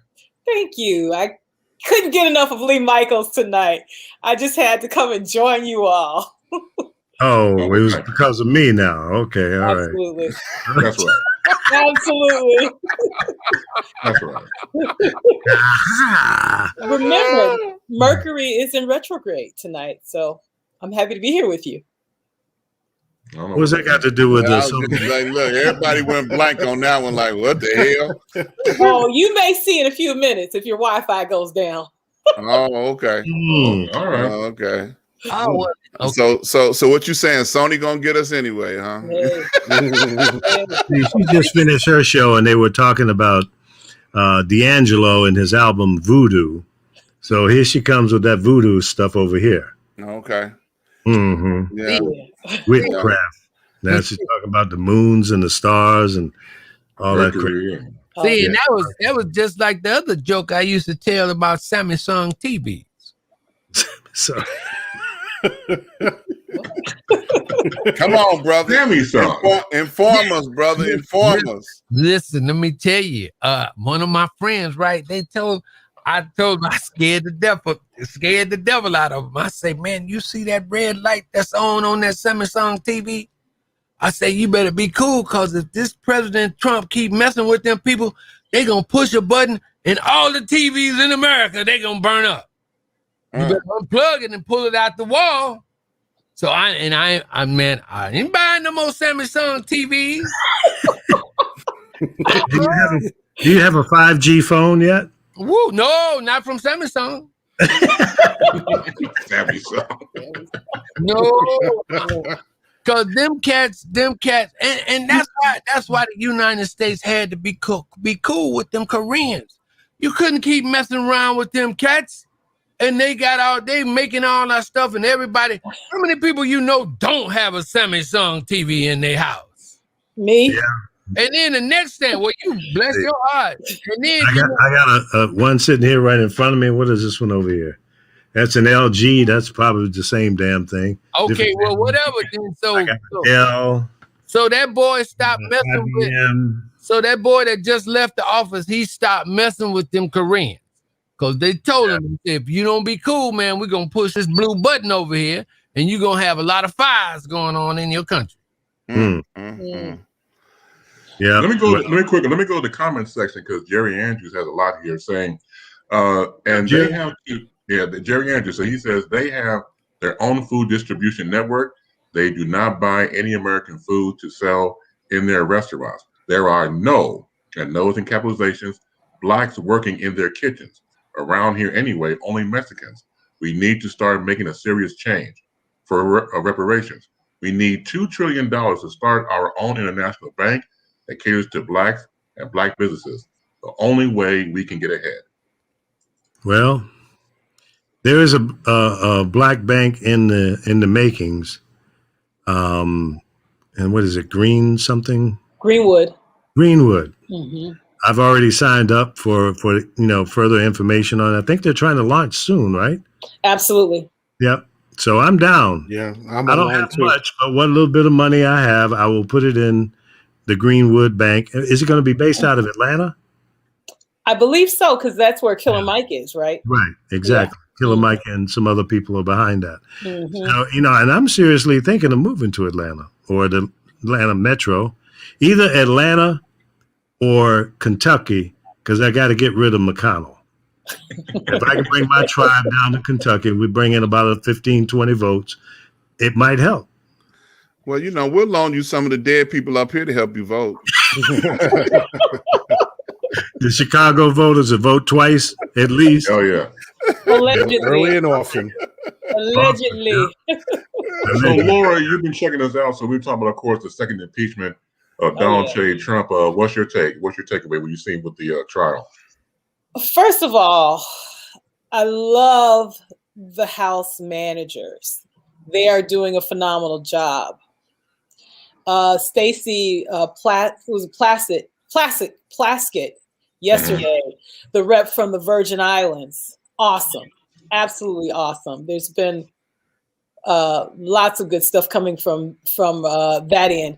However, when you notice that Rubio Rubio and what's that other cat? They walked out. Castro. Castro. No, not Castro. Rubio and was it Cruz? Maybe it was Cruz. Cruz walked out in the middle of the hearings, the proceedings. Yeah, they zoned out. They were scribbling on paper, not looking at the videos. Shame on you. Exactly. Damn it, we hired you. We hired you, not me, but some people hired you to go and represent them. If you're sitting there nodding out, scribbling on your notes and not looking at what's going on, and you're supposed to be a part of the decision makers. Yeah. Absolutely. Look, but wait a minute. On that point right there, did you all hear also that they met with number 45's attorneys on tonight, right, prior to them coming forward on tomorrow to start their testimony or present their case? Wow. Yeah, they met. Those two. They met. I cannot wait to see the midterms, and I cannot wait to see the advertisement or the commercials reminding people of what them cats did. Mm-hmm. That is going to be one of the most interesting things, because they're going to really bash them cats. And I would like to hear firsthand, tell me how you going. We used to call it gripping back in the day. Man, let me hear you grip. You're going to have to grip. Cats going to have to grip. And this is going to have to be one of the strongest grips. Man, you supported this man who was lying from the beginning. And you went along with the lies. This dude talked about your people, your family, and everything. And then now you want me to support you? Man, I got to hear that rap. I got to hear that rap coming. I like the word grip. I'm sorry, I'm going to cut you off real quick. I got to go back to you, Laura, because it reminds me of the episode of Sanford & Son, where the man came forward and said that he was Lamont's son. What was his name? Big Money Grip. Gripping, man. That's right. I'm sorry, Laura. Go back to you, please. Go ahead. Well, what I was going to say, the behavior that these Republican senators are exhibiting, it's akin to treason. So I'm wondering when this is going to stop and what Donald Trump still has on them for them to behave in this manner. We talk about Lindsey Graham and his remarks the other day, basically saying, poof, it didn't happen. I mean, I'm not even paraphrasing, but that's essentially what it boils down to. It didn't happen. It doesn't matter. What matters? If this doesn't matter, then what does? Death, destruction. His life was threatened. Exactly. But Obama wore a tan suit for you guys to wake up and smell the coffee and say, it's over. No more Trump ever. That's what you need to come to that realization. They scared of that majority. They scared of that majority of them folks that supported that man. And it's cool. I mean, I would play it, I would lie like that too. You understand? But sooner or later, the revelation is not going to have to come from them. It's going to have to come to the people. I wouldn't give a DARN what they thinking. We're the ones. See, listen, it was like, I got a letter, not a letter, but a note from my college. Yeah, I didn't even realize that they took civics out of the schools in the 90s. They directed. That's part of the problem. And I'm like trying to listen. And this boy that just left this office, he used the very essence, the very basic to win what he did. He created a voting block based on a lie. How big is that block? How many people actually are these far right-wing extremists that showed up at the Capitol building? How many are those people? How many of them really represent that 74 million? Is it 4 million? Is it 10 million? I don't think Democrats. Democrats represent 41 million more. The Democratic lawmakers represent 41 million more people than the Republican lawmakers. I mean, that should tell you something right there. All I know is that block was started based on the fact that Mr. Barack Obama was not an American. And they bought into that, and they still hold on. Never let it go. Right. Yeah. But you all do realize that the secret weapon to all of this, after they get through dealing with this impeachment, is that ethics committee. They're going to start calling people onto the carpet for their involvement in this, insurrection, because it was more than just number 45 who quarterbacked this thing. He had help from the floor, from the Capitol. They were the only ones not peeing on the woodwork down there when they was breaking in, okay? Because everybody else that didn't know kind of peed on themselves.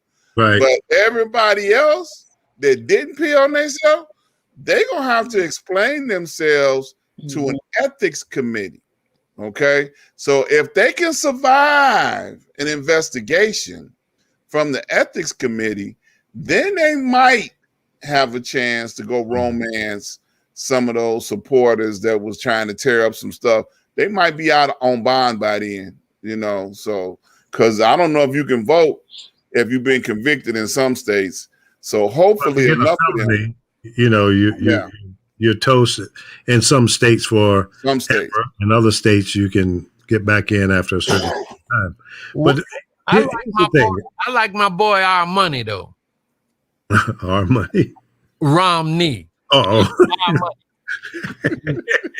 got names for everybody. I do, don't you?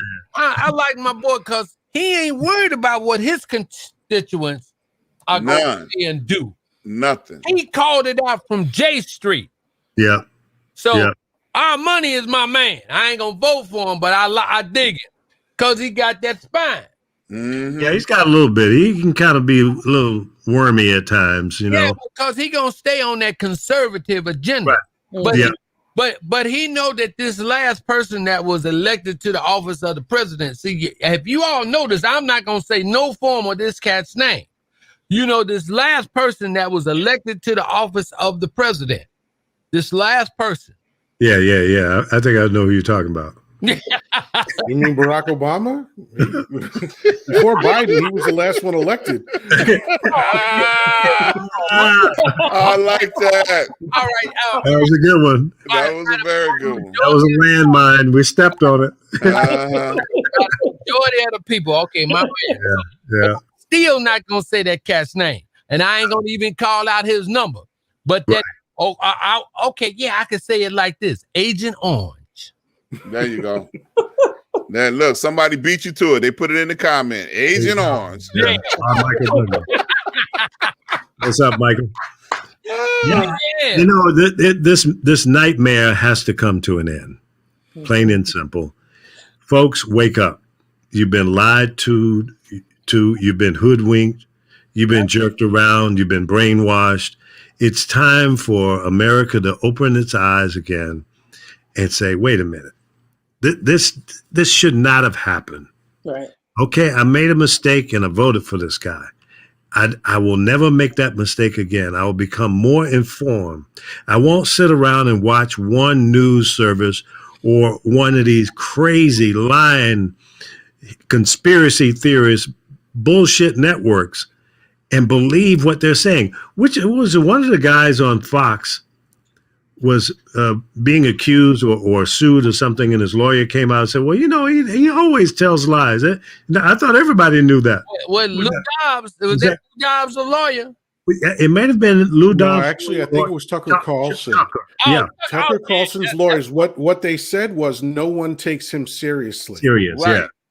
Yeah. And of course, all of that came out after that $2.7 billion lawsuit. Then nobody takes them seriously. Right. Exactly. That lawsuit made everybody get some religion. I'm telling you, boy. That's right.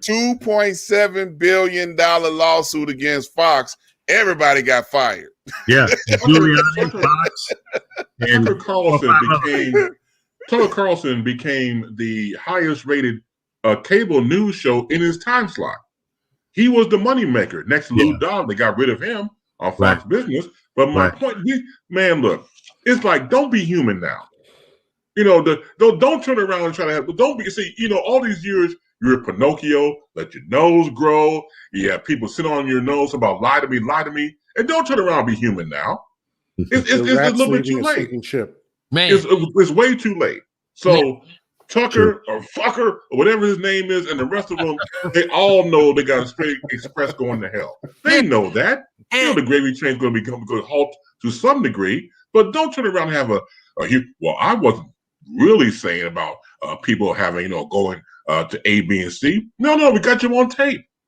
Yeah. We got you on tape. So you can lie all you want to. Some people, it gets to a point where you lie so much, you believe the lie.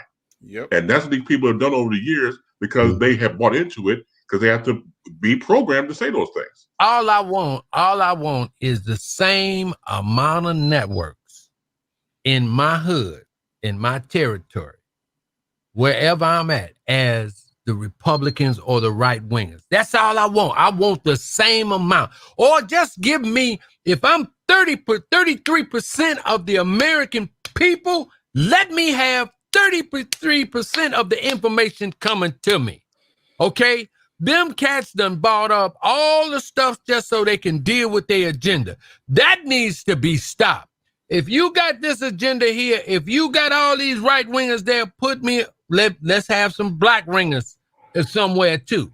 If you got, Reggie, I think you ought to join up with the Chinese, man. I think you got a chance. You go down there and you tell them that same speech that you give us week after week, that we want 33% of the networks that y'all own, and see what the Chinese people tell you. I think you got a good chance, bro. Reggie's not Chinese. It needs to become policy. Chinese, It needs to become policy because they made the policy for all white boys to have what they want. Yeah. By themselves. So the law got to be changed because we got. Man, look, they don't pay no attention to the law, man. You know that. Well, the case just went up to the Supreme Court on the 19th. They don't care. And we in the media, and we ain't even said blank about that. They don't care about us, man. Listen, we got to make them care about us. Look, it's a Black News Network. Have you seen it? Let me ask you a question. Have you seen it? You're gonna make me go there. Yeah, have you seen it? That lawsuit that was just ignored by Comcast and the other networks, the one I'm talking about, that our brother that owned all of those channels. No, man. Okay, listen what I'm saying. This is different. The Supreme Court it's not shot him down. It's not the same case, Dr. Ron. It is not the same case. They are going after the media ownership limit straight out.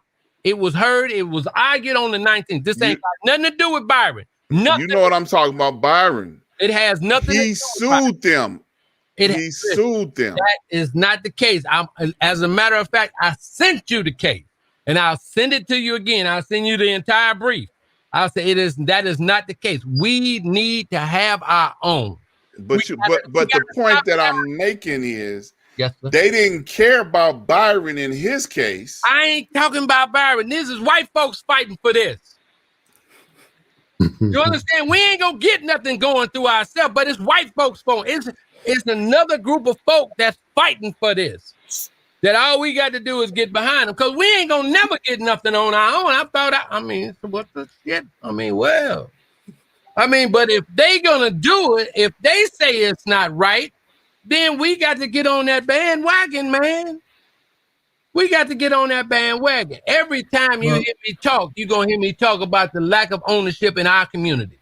Well, that's a legitimate point. And I think most minority neighborhoods are experiencing the same thing. And there's no question that we need to unite and be on one accord in order to get something done. Proof in point, look at Black History Month. We're in the middle of it right now. I've seen more, heard more talk about Black History Month in my life just in the last 30 days. Okay. Even before the Super Bowl, what was the song that they sang? Lift Every Voice. Who would have thought? I mean, what does that mean? it means there's a slight change happening. There's a change happening because so many people of color have been killed and have died from COVID. And there are enough young people and people, even in my age bracket, are saying, enough of this shit, man. We need to treat each other as human beings so that we can continue to move forward. If we don't do that, we're all in trouble. Everybody's going to go down. Every time we go to war, when 9/11 happened, everybody was united. I saw more damn American flags flying on cars all over the country, including myself. I went out and bought 2 of them damn things, was hanging on the side of my car. I was in Chicago. And things like that happen. Tragic things happen to bring people together. But it's only temporary until we get back to the same grind again. But that's what we've got to change, that mindset right there. We have to start respecting each other, embracing each other, loving each other, moving in the same direction, as opposed to being divided and looking down your nose at somebody else. It's got to stop. And I'm seeing more and more of that. You know, you can stereotype someone by their appearance. And I've seen and heard, and maybe even a time or two in my life, I said, oh, Lord, here comes one of them old rednecks. Let me hunker down and deal with him. But those guys are not looking. I mean, they may look a little crazy, may look like a little redneck, but they're coming off on a whole different message. Mm-hmm. They're saying, hey, to hell with Trump. Go to TikTok. I'm kind of new to TikTok, but there's some wild looking crazy white guys on there, you know, cutting Trump to shreds. Mm-hmm. Okay. So if the poor white guy is waking up and he's saying, I'm tired of suffering too, let's stop the madness. And that's what's going to bring about the change. When you feel enough pain for a long enough period of time and you have lost hope, either you're going to go out and rampage the Capitol building, or you're going to change and say, I want to be on the right side of history, not the wrong side. Mm-hmm. Mm-hmm. That's what it's going to take. But okay. You're right, Reverend. We need to unite and get with the movement. If you want ownership in media or whatever it is, you better get on the bandwagon. Otherwise, you're gonna be left behind. Still let us stop. In the private chat, I think I put the brief where they're going against Prometheus, against the NAB versus Prometheus, and I did put in the story that just came out of the New York Times, where it's talking about where the talking heads should be held accountable and responsible for this craziness. Absolutely. And I wish, listen, I don't mind all of that. I just wish I had the ability to do the same thing. I mean, talking about balance. Let me talk crazy to my people. But when they found out that we could do this, if we could raise the consciousness of our own people, if we had the wherewithal to bring our own messages to the people, they stopped that. That's why the Telecommunications Act came about, to stop that, because they never wanted us to talk to one another. Mm-hmm. If we talk to one another, they want us to talk to one another through them. That's bullshit. Control. They want to control the narrative and the message. So what you saying, man? You know, I got to get that phone call. You know, hey, what you want me to do? Okay. All right. I can't say that no more. Nope. I can't talk about politics on my music show. Oh, my bad. Okay. All right. Do I still have my job? Okay. I'm gonna chill out. I got you. I'll take care of that in the morning. I got it in the morning. Right. I got to show him. No. Chris show on Friday. I'll send him a memo tomorrow so he can talk about it on his show on Friday. Okay. You know, that show where they say, you know, on your brain on Friday. Yeah, that's Chris show. Yeah. I got you covered. We're gonna get it done. Before the weekend get here. You know, and then we got Francisco, he got a show too now. So we can call him up too. We can get him to go. Oh, yeah. And then hey, and if you really want me to push the envelope, I'll call Reggie in the morning and let him pray about it and then talk about it. So we can get it covered now. Okay. All right. I got you. No problem. But the reality is, what Reggie is basically saying is the key is ownership. Mm-hmm. If we don't own it, we can't control it. Yeah. And I've been saying that all my 50 plus years in the broadcast business. And I've been this close to ownership 2 or 3 times, lost hundreds of thousands of dollars in the midst of acquisitions. You get 10 days away from closing, and then the bank calls you up and say they want another $250,000 down, or we're going to auction the station. It happened to me on a station, FM station in St. Louis. Did you all see the list of radio stations that are being auctioned off in July? No, a whole slew of them, a new list. I'll send it to you. AM stations? Some AM and I think 3 FM. 2,000 AM. And you know what they're doing now is there are companies that are turning the AM stations back to the FCC, giving them back to the FCC. We don't want it no more. We can't make it work. Right. And then the FCC is saying, okay, we'll receive that back, and they will not put that station back on the list of where you can come in and solicit to reactivate that frequency. So a lot of stations, a lot of these major companies are giving them back, which is a damn shame. And I think the FCC should say to these guys, look, unless there's another picture, and I'll talk about that. Unless, you can't give it back, but you can sell it to a minority for $100,000. Tax certificate, baby. But Newton, them, at a fire sale, we'll let you out of the deal, but you're going to have to sell it to a minority. Yeah. That will increase minority ownership. That's the only way it's going to happen. Because you can't go out and buy in Chicago a WGCI or V103 or WLS. 100 million. Exactly. And you can't get it financed because that's right. All of the major banks are already financing these stations and they're losing money. So you're going to go to Wells Fargo, who may be invested in the company that you want to buy a station from, and they know what the numbers are. So you come to them and say, "Wait, I can buy this station for $100 million." They say, "Yeah, not with me. Good luck. I hope you can find somebody to buy it because we want to get out of it too." Mm-hmm. So no, we're not going to reinvest in a bad idea. Yeah. So to in my opinion, until these stations get back down to $20, $30, $40 million, I'm not interested. And even if it was at that point, it's still going to be damn near impossible to get them financed. Man, I don't have a rich uncle that's about to die. And make the money. Especially if you got a single stick. If you don't have at least 5 to 10, you're not going to be able to play in this game. No, forget about it. You got to have 5 to 10 to, how when you used to roll the dice, you got to have at least 200 to put your money down to even get to the game. So, I had a station for $10 million, an FM station. I went to Bank of America because they were in the business of financing radio at that time. And the guy told me, he says, "Man, hey, yeah, it looks like a good deal. And, under normal circumstances, we probably would look at it, but it's too small." I said, "What do you mean it's too small?"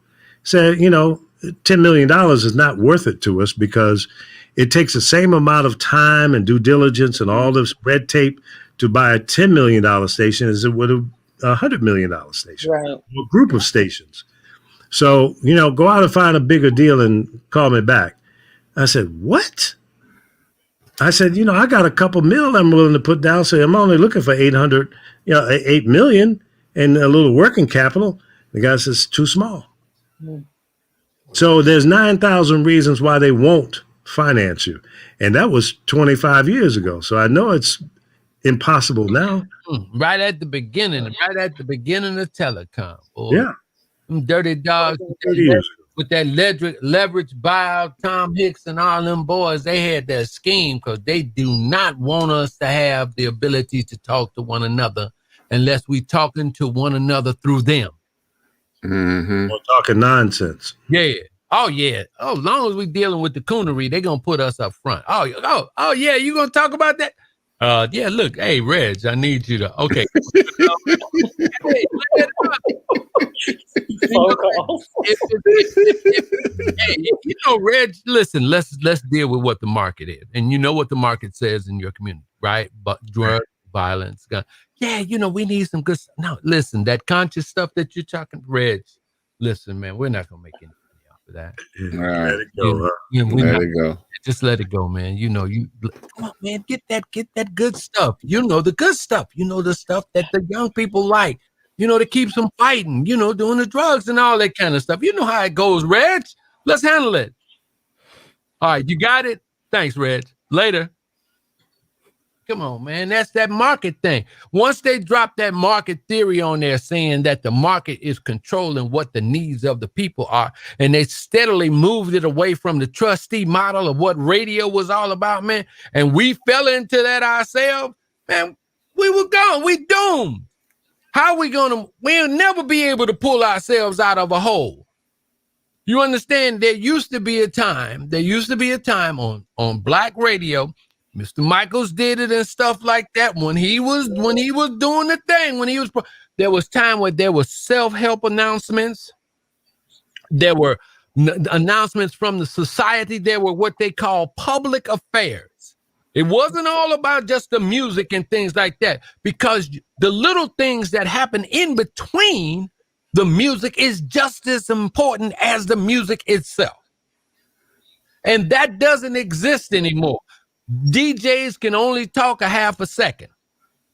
Oh, look, man, you're saying too many words, man. Oh, no, just hit the post and say 1075, kiss my booty, and get out of there. That's all we need you to say, Reg. That's all. Let's keep it going. Get it ready for the next commercial, Reg. That's what we need. That's how we make that money. And in the meantime, we're suffering. In the meantime, we have no connection to our youth. You know, it used to be a point where we could listen to the radio with our families. Now we can't do that anymore, because now you got one station that's going to play all cussing music, and it's beeped out. You know, my grandmother's not wanting, when she was, she don't want to hear that. You understand? But we used to have it at a time where the music was more eclectic, where the programming was more eclectic, where you didn't have to be subject to all rap and hip hop every day. At one point, you had gospel running, then you have your morning program, and then you have this, and then you have some public affairs somewhere, and you were able to service the people in your area a whole lot better. There used to be news every top and bottom of the hour on these stations. None of that is happening now because the market dictated something different. Well, the market didn't dictate that. It was the ownership, the new ownership, the investment bankers, you know, the Clear Channels and the Evergreens and the iHeart Media and all of that. Those guys lobbied the Federal Communications Commission to change the rules. Yes, sir. Yes. And that they were able to drop all of those public affairs programming, PSAs, news, and all that, because they said to the FCC, it's costing us too much money to do that. It's not that important. Nobody listens to that. But after that, so they had a compelling argument, but they didn't have the opinion coming back from the community, and nor did the community understand the real importance of it. Let me ask you this. When was the last time you listened to your favorite radio station and you heard them say, don't forget, there's a fish fry at Ebenezer Baptist Church this Friday at noon, and the money will go to help the poor children in our community? You don't hear that anymore. No. You don't hear community involvement. They don't have to do it anymore. No. It used to be a mandate. There was a certain number of public service announcements, public service programming, the talk shows on Saturdays or Sundays, and like I said, in smaller markets or sometime in the middle of the day during the week. And there was a certain number of minutes of news that you had to do. You had to have a news department. You find that out. You know who let that go? Word. That was JC. Yeah. Yeah. That was JC who did that. Well, it started under Reagan. And then Reagan just came in and finished the job. JC, he smiled and he the bigger than the peanut, you know, and he went on and let him do it. And then when Ronnie Reagan came in here, he had that boy Mark Fowler, and he had that ray gun, and they just cut everything. Yeah, but not one president since that has brought about any change going in the opposite direction to make things better. So I blame every president that we've had that allowed it to continue. And what it's done is a little small operator, the guy that owned 1 or 2 stations in any city in America, they're pretty much out of business now. They've been swallowed by the bigger companies. In New York City, the Suttons had one of the biggest billing stations in America, WBLS, which I had an opportunity to program for a period of time. They were the king dogs. I remember them making $20 million. An FM, a black-oriented radio station, making that kind of money was historic. And now they don't own it anymore. No. It's been sold, I think, a couple of times since they owned it. Kevin Short, who was the owner of whatever the other station was in New York, in that area. I think so, but his name Kevin Short. So he got approached, at the beginning of deregulation, right? He got approached. They came in, they told him, they said, yeah, look, dude, we want to get this. And we're going to give you $1 million for it. This man, are you crazy? I'm number 1 in this area. So the company, company that wanted to buy it, surrounded his operation with 4 stations. 2 of them was playing the same thing. He was charging $500 for a commercial. Now that's just an arbitrary number. And then so they came in there and they started telling people, well, look, for that $500, I'll drop you on 4 stations. And so they went back to him again a year later. They said, well, look, we gonna give you $100,000 for it. They devalued the radio station by surrounding them and selling ads for less. Big time. Yeah. Well, that's the way they play. And that was a part of a study that came out, and his name is Kofi Ofori. And one of the things that he said when he brought out NUDS, when black radio was going against no urban dictates, where I don't care where you were on the market or what stage you were in, you weren't going to get full dollar for your ads. That's true. You got crumbs off the table. And speaking of ads. AD.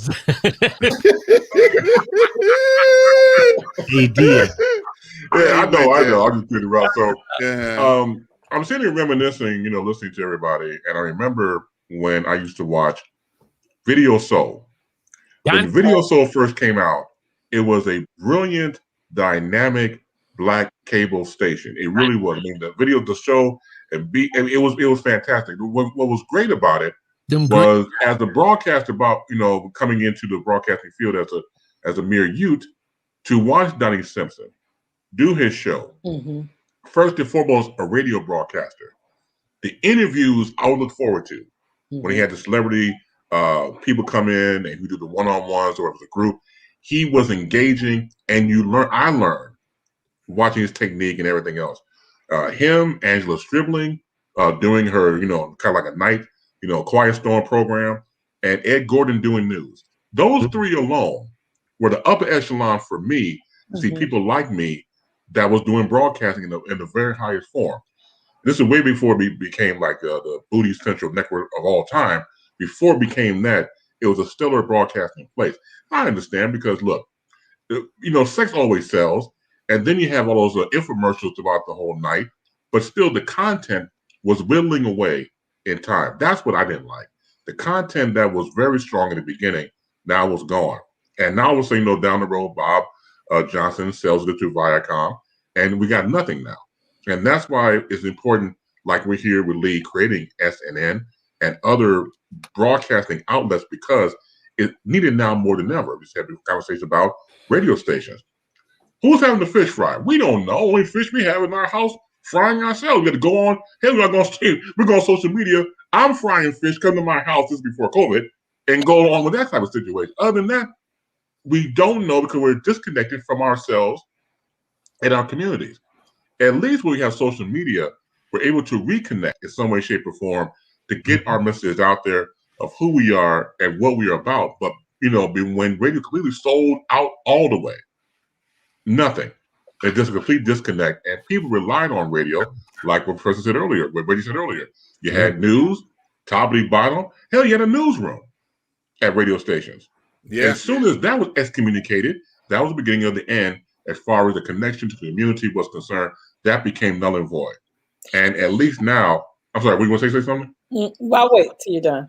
Oh, yeah, my point is, like, overall, when you're looking at what messages that we're trying to get out there, at least nowadays you have a plethora of things to choose from, because terrestrial radio made its line in the sand, signed the deal on the dotted line, with the devil, and he can't come back from that. So we have to find ways to be more appreciative of the information that's out there now, because if we didn't have this, we had nothing at all, really. Absolutely. So my question is, so we went through this heyday of Black media at some point in I would imagine the 30s, the 40s, 50s, the 60s, the 70s, the 80s. Stuff started to shatter in the 90s. But why is it that we can't just create a new model and start again? I mean, I know part of it is happening with SNN, but it would seem to me that with NABJ, the National Association of Black Journalists, and NABOB still exists, right? National Association of Black-owned Broadcasters. Right. Say that again? Just a handful left. A handful. Mm-hmm. Start there, rebuild. I mean, the reality of the situation is every time we move the goalposts, they change the rules. It's just like with Simone Biles. They now are deducting points anytime that she does the bile move, which is her signature flipping off the balance beam. She gets points deducted now instead of having additional points. They shifted. So this always happens. When we conquer something, the rules change. Mm-hmm. The reality is, so we've always been people who thought out of the box, who have created some things out of very little. Mm-hmm. So shift the model, shift the paradigm. I think you're right. And the only way to do that is through what we're doing now, using the internet, because it doesn't cost $100 million to get out there, for a few $100s, few $1,000s, to buy the equipment, the computers and the cameras and microphones and all that. And you now can be an established broadcaster. But to take it back to what you were talking about, I think the NABJ and NABOB need to embrace internet broadcasters and allow us to be members. And maybe they do. I haven't looked into it. But they need to build up their membership. And certainly the only way to do that is through broadcasters that are on the internet. But here's the other piece of the pie. And Lee, you know this very well as a host of websites, owning one of the first companies, Black-owned companies that hosted other folks' websites. Right. But the reality is, we're talking about social media. We can't depend on social media. There are too few companies that own and control what we put out there, our content. But also, they shift the algorithms all the time. Yeah, you're right. If you're popular and you're a Black person trying to commodify your own content, your own culture, at some point they stop. They shut down the number of people that you can actually see. They shut down the data, so you can no longer optimize and monetize your content. And that's very prevalent with Facebook.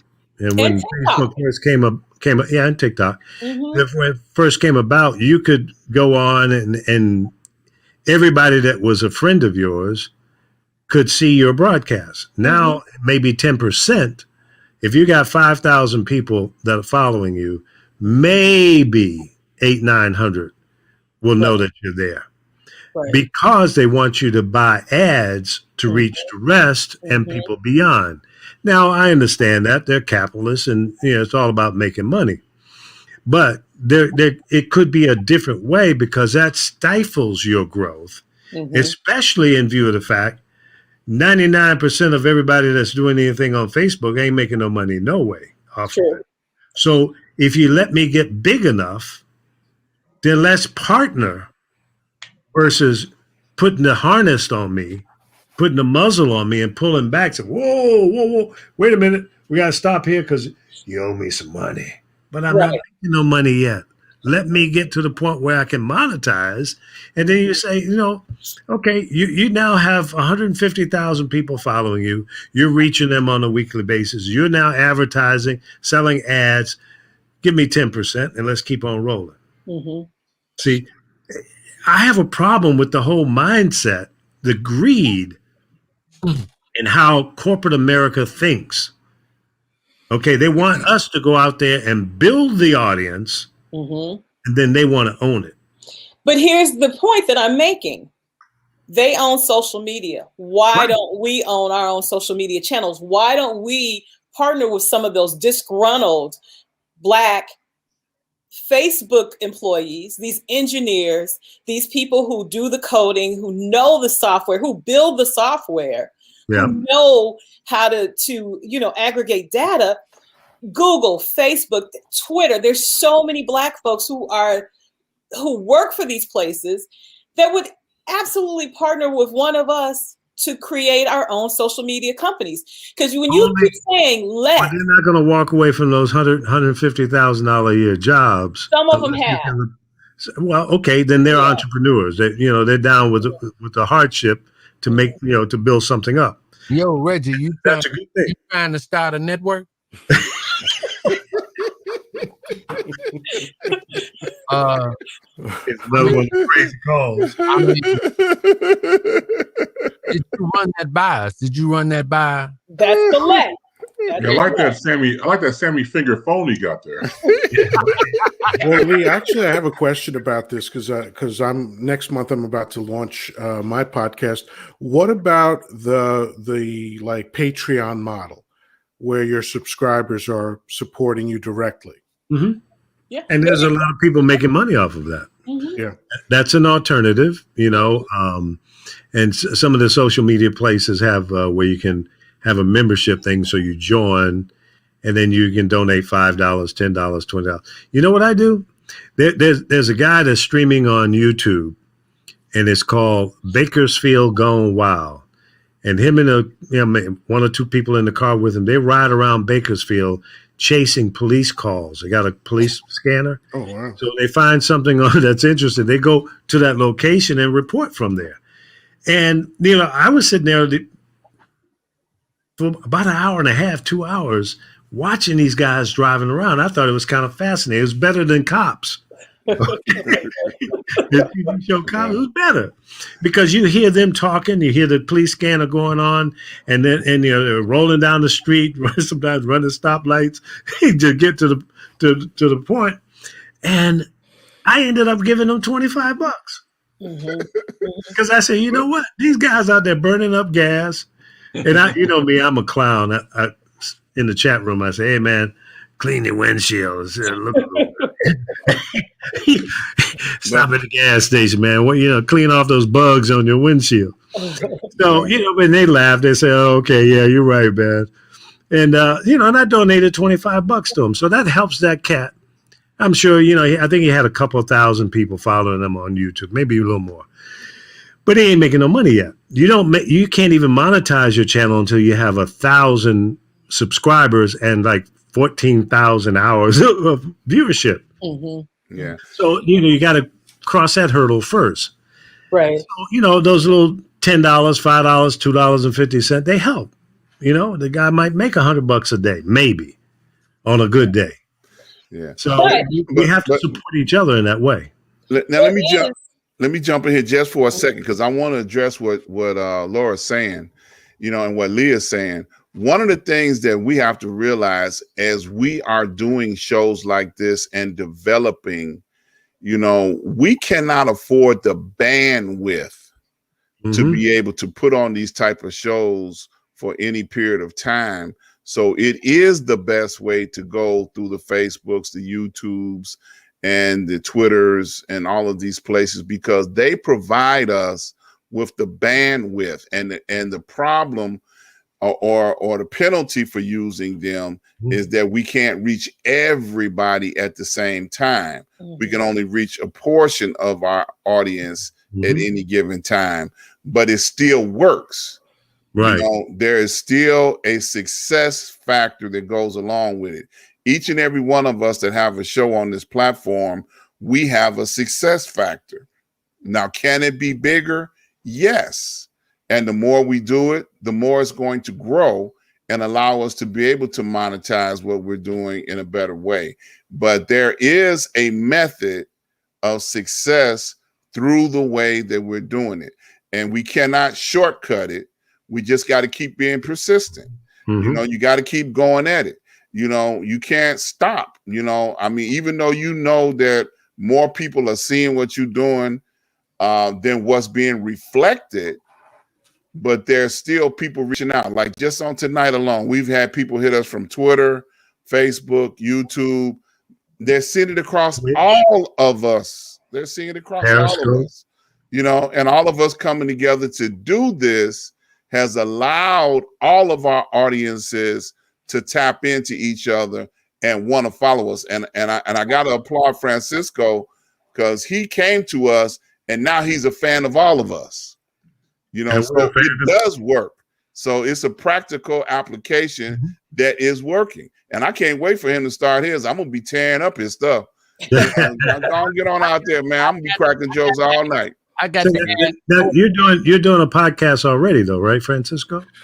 Yeah, I've been in pre-launch for almost a year. And a quick shout out to Laura. She just joined us on an international relationship panel that went very well. We're going to do another one probably in March, it looks like. There were 2 Australians and 2 Americans, 2 continents, 3 time zones. It was pretty wild. Right on. I gotta ask a question, because y'all know I'm not that smart, right? Yeah, right. But will somebody give me the definition of podcast? What the hell is that? It's basically what we're doing right now. Right. This is a podcast. It's another name for broadcasting. In the raw sense of it, podcasting is typically pre-recorded, highly edited, polished, and fully produced, and then uploaded to various places for people to consume. They either listen to it. Mark Curry. Mark Curry from MTV is really the guy who started it. Yeah.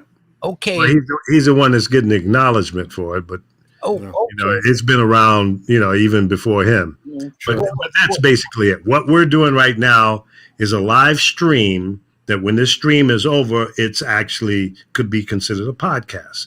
Well, the only difference is we don't go back and edit and take out the ums and the ahs and try to make it perfect. This is real raw and right now. Yeah, and I have to edit mine because it's a disaster otherwise. No, well, y'all know I'm like, I'm going to scratch my head, because I'm like stepping fetch it or whatever.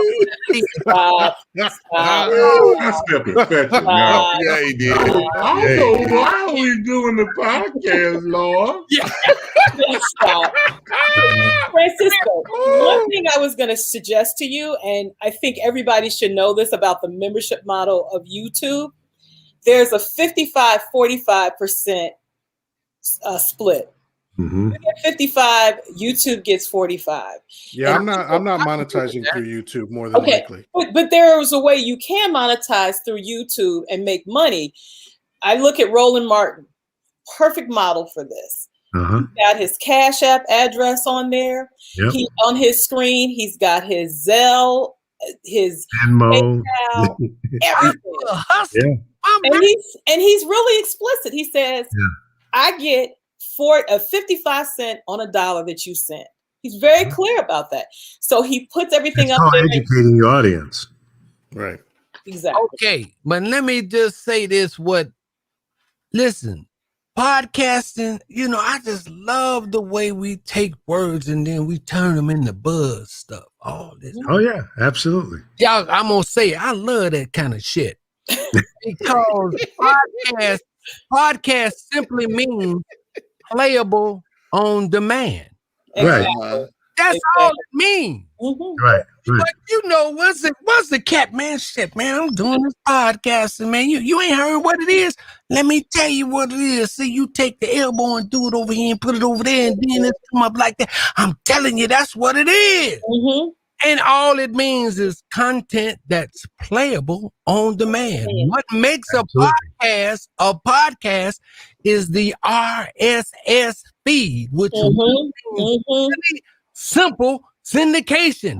When someone accepts your stuff, anytime you come back on, you make something new, it automatically goes to them. Notifies them. Yep. So it's content that's playable on demand. So you make your show any kind of way you want. I mean, I was tripping out when folks started talking about, well, I'm broadcasting now. What the hell is that? Video.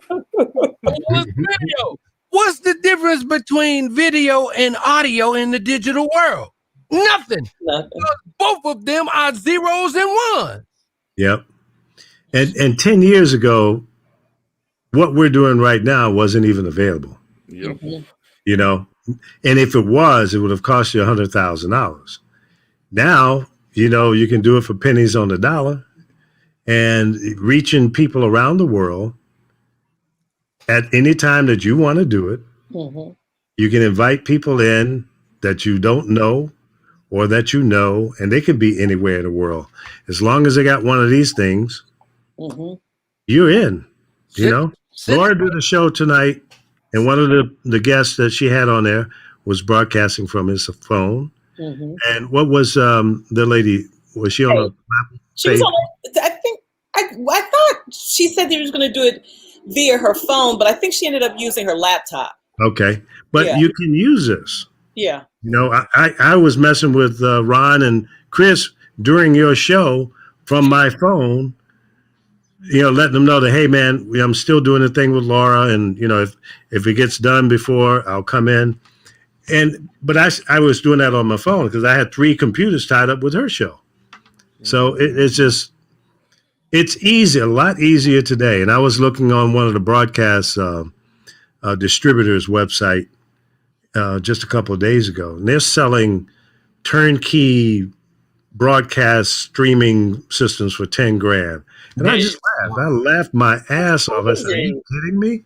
Yeah. $10,000. I built a computer over here for about $1,600 that's got a better, faster processor, more memory, better video card than what they were selling for $10,000. And I don't need your software. And I can buy some new software for $700 and get the top of the line. Or I can spend $39 a month for what I'm doing right now. So, in the immortal words of the poet from the great group Public Enemy, don't believe the hype. Right, exactly. So you know what I'm going to do a separate show from this, and Reggie, you're going to love this show because it's going to be centered around broadcasting.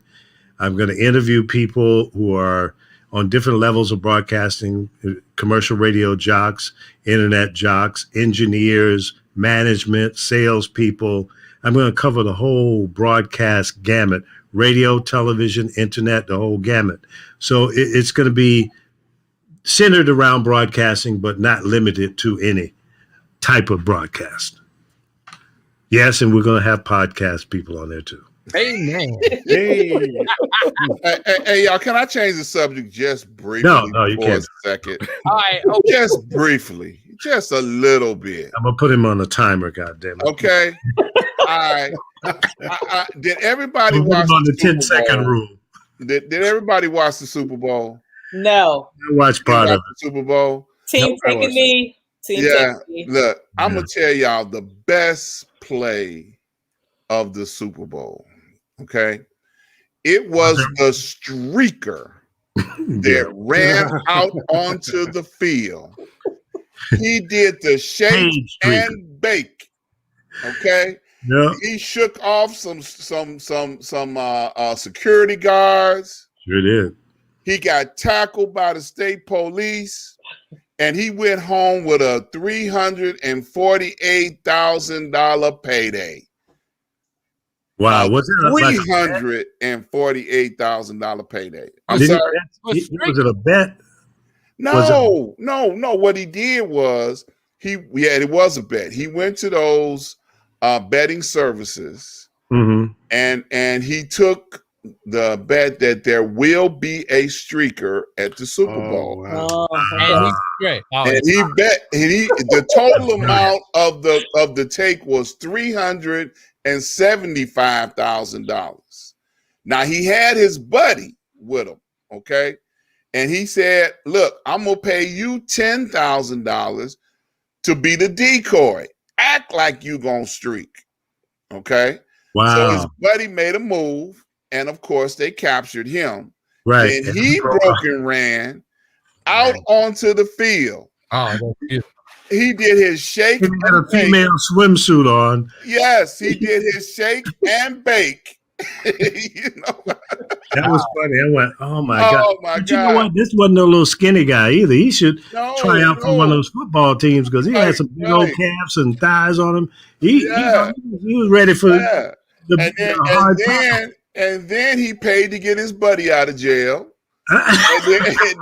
then he upped his buddy's ante to $20,000. Okay, so since we went to jail here, you can get $20,000. So his take home was supposed to be $348,000. Now I just saw Lamont say he found out he couldn't collect. The bookie didn't honor it. Okay, a dead bookie. But it was still the best play. Bookie gone dead. The best play. Wow.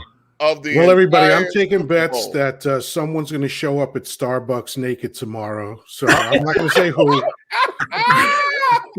and y'all know, this is. Does it matter which one?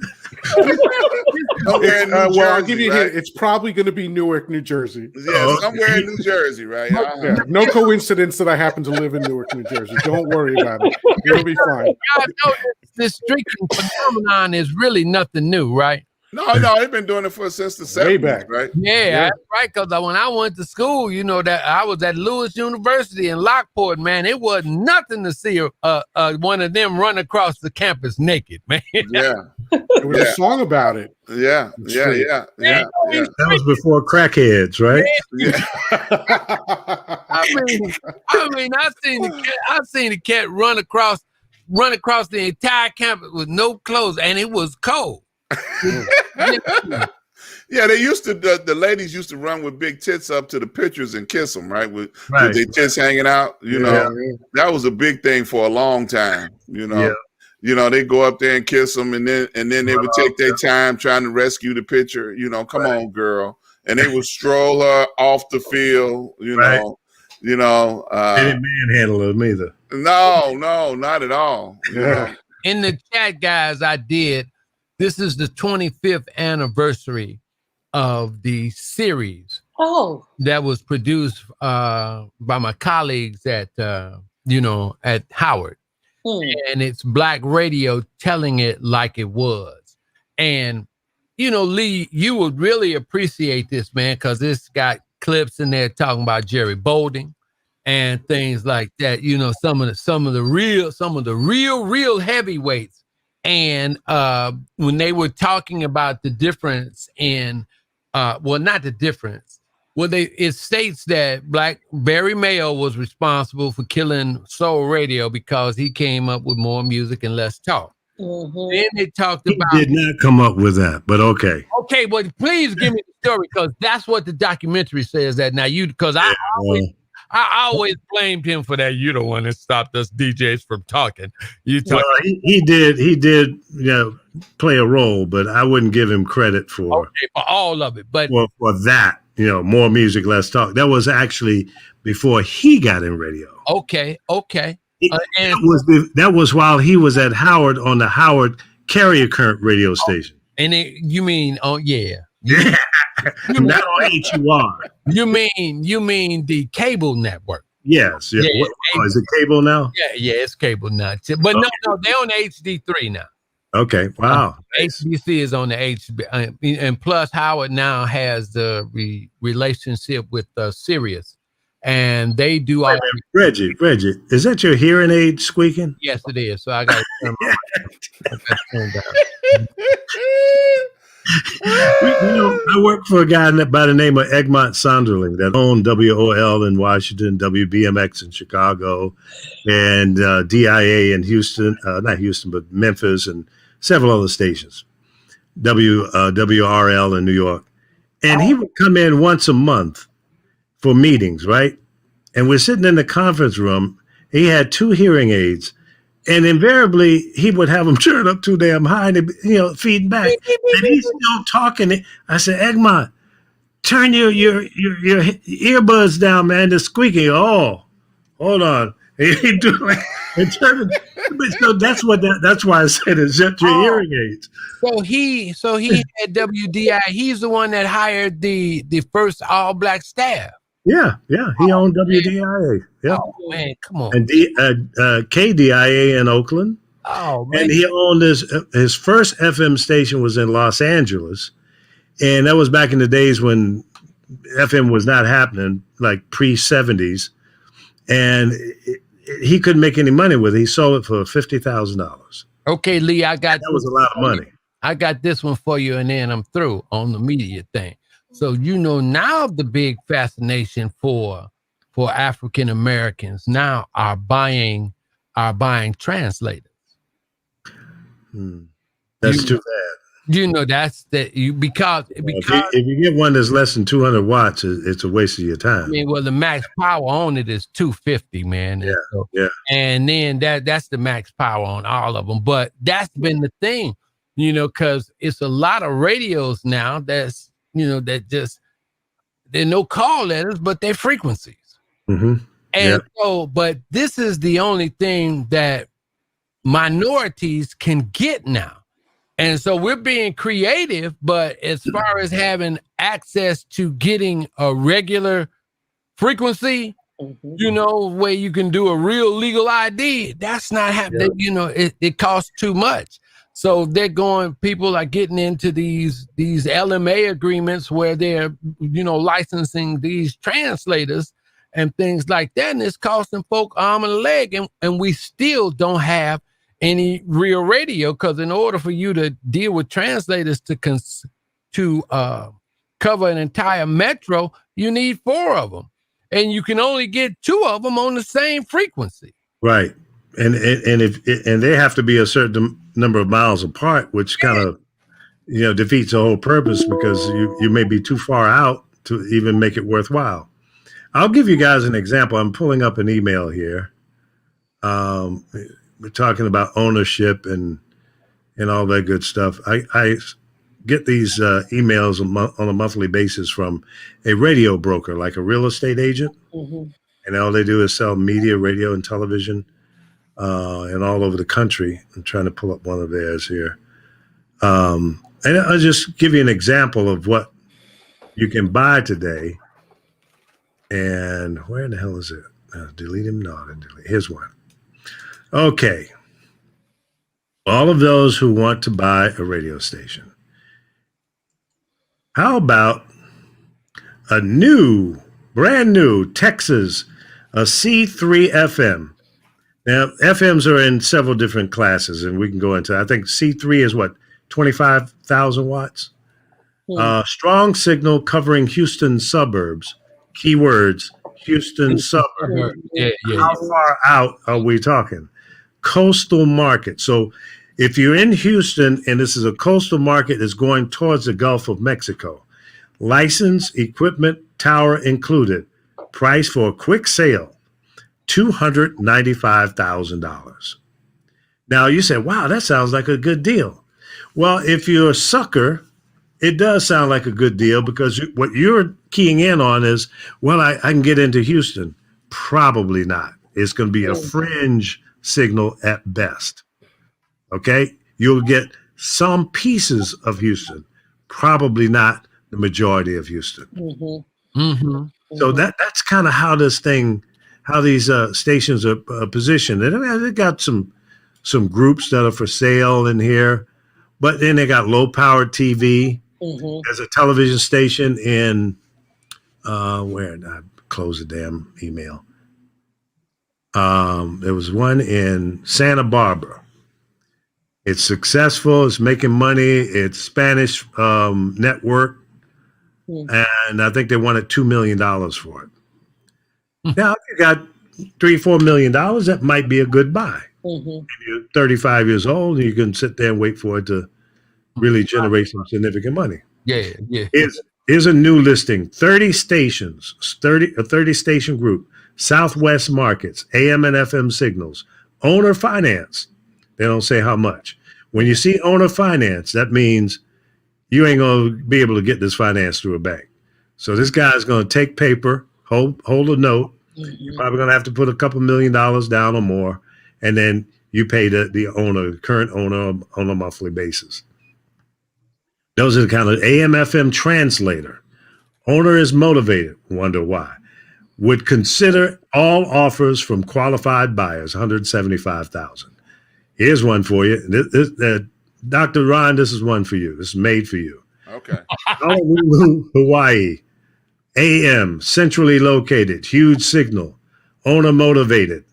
All responsible offers will be honored and to qualified buyers, $485,000 or best offer.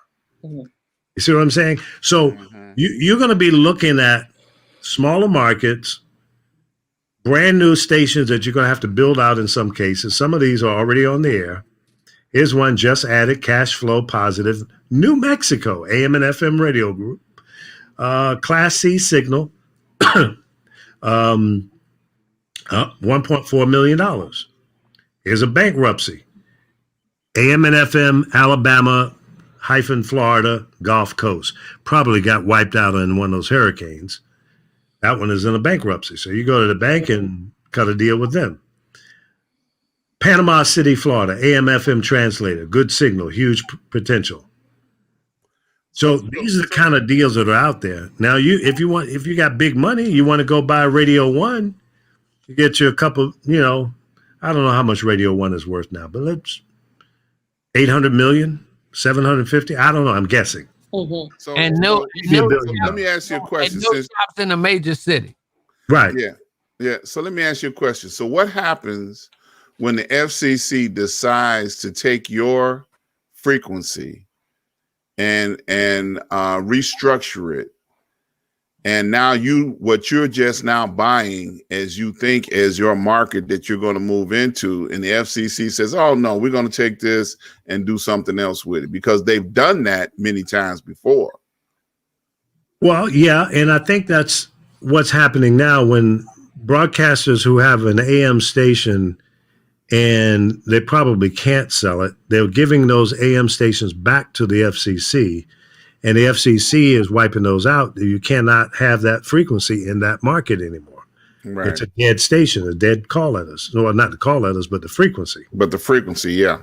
Yeah, so if you have an AM station in Norfolk, Virginia at 1230 on the dial, and you want to give it back to the FCC, you can. They will take it back, but they will not reallocate that frequency for somebody to buy from the Federal Communications Commission. Yeah, that's called silent stations. Yeah, because they did a lot of that here in Chicago. So that's how they get like the 32s, 26s. They get their sub channels.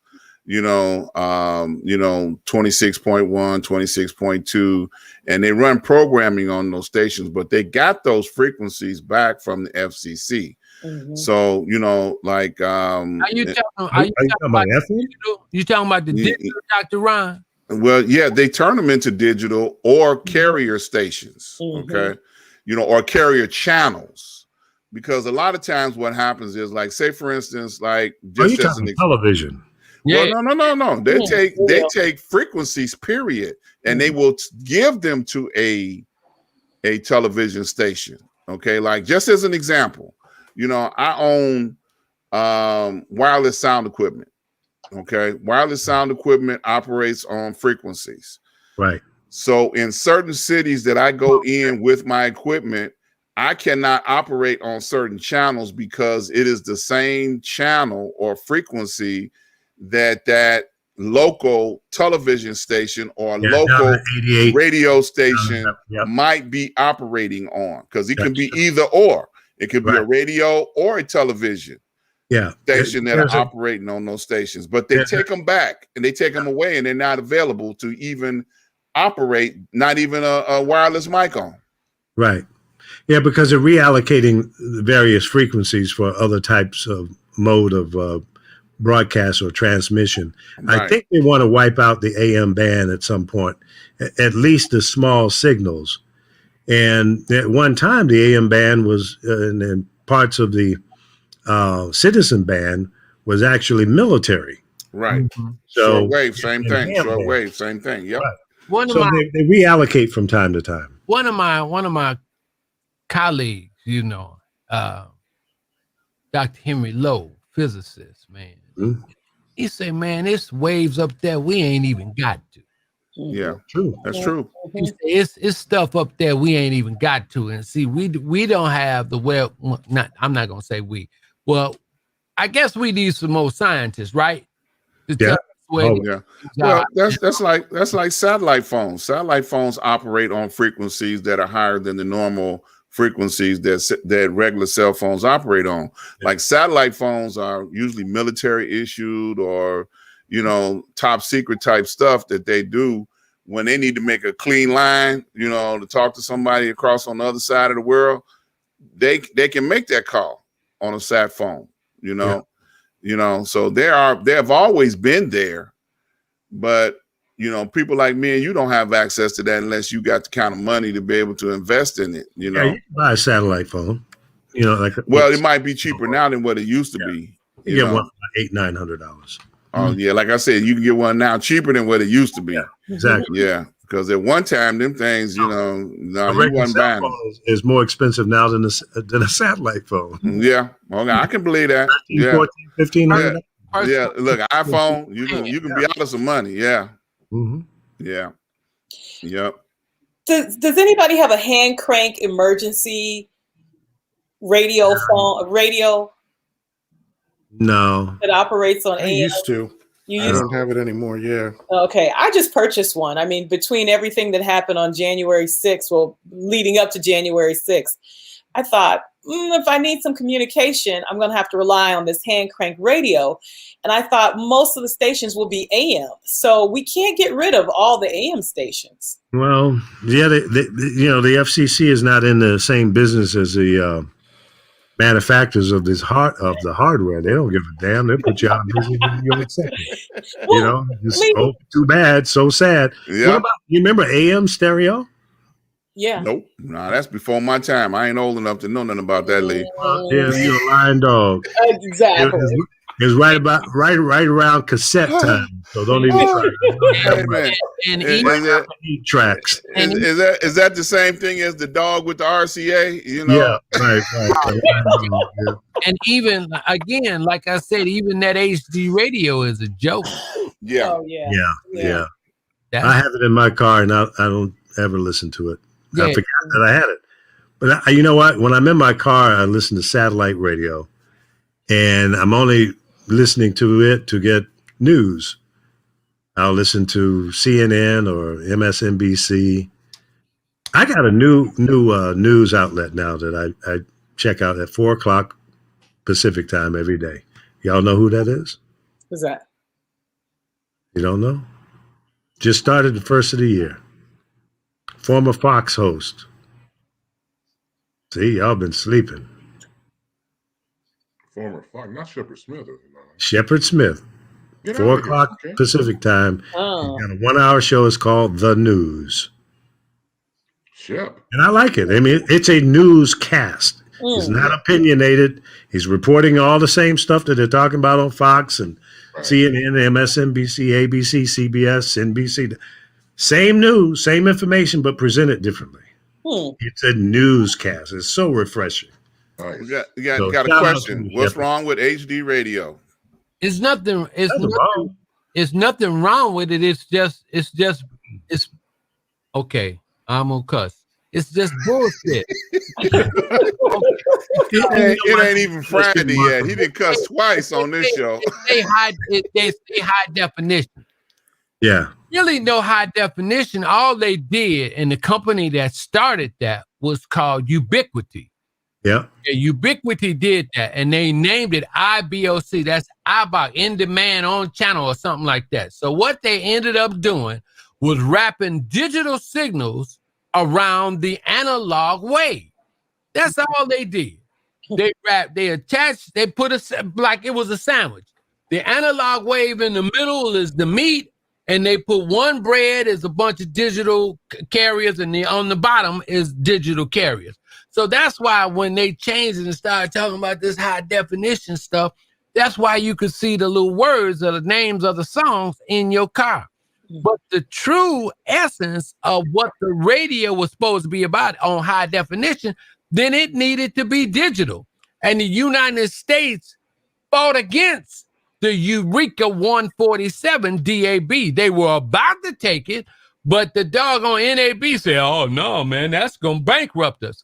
Because when you can broadcast on the DAB, there's an unlimited amount of stations between one number and the next number.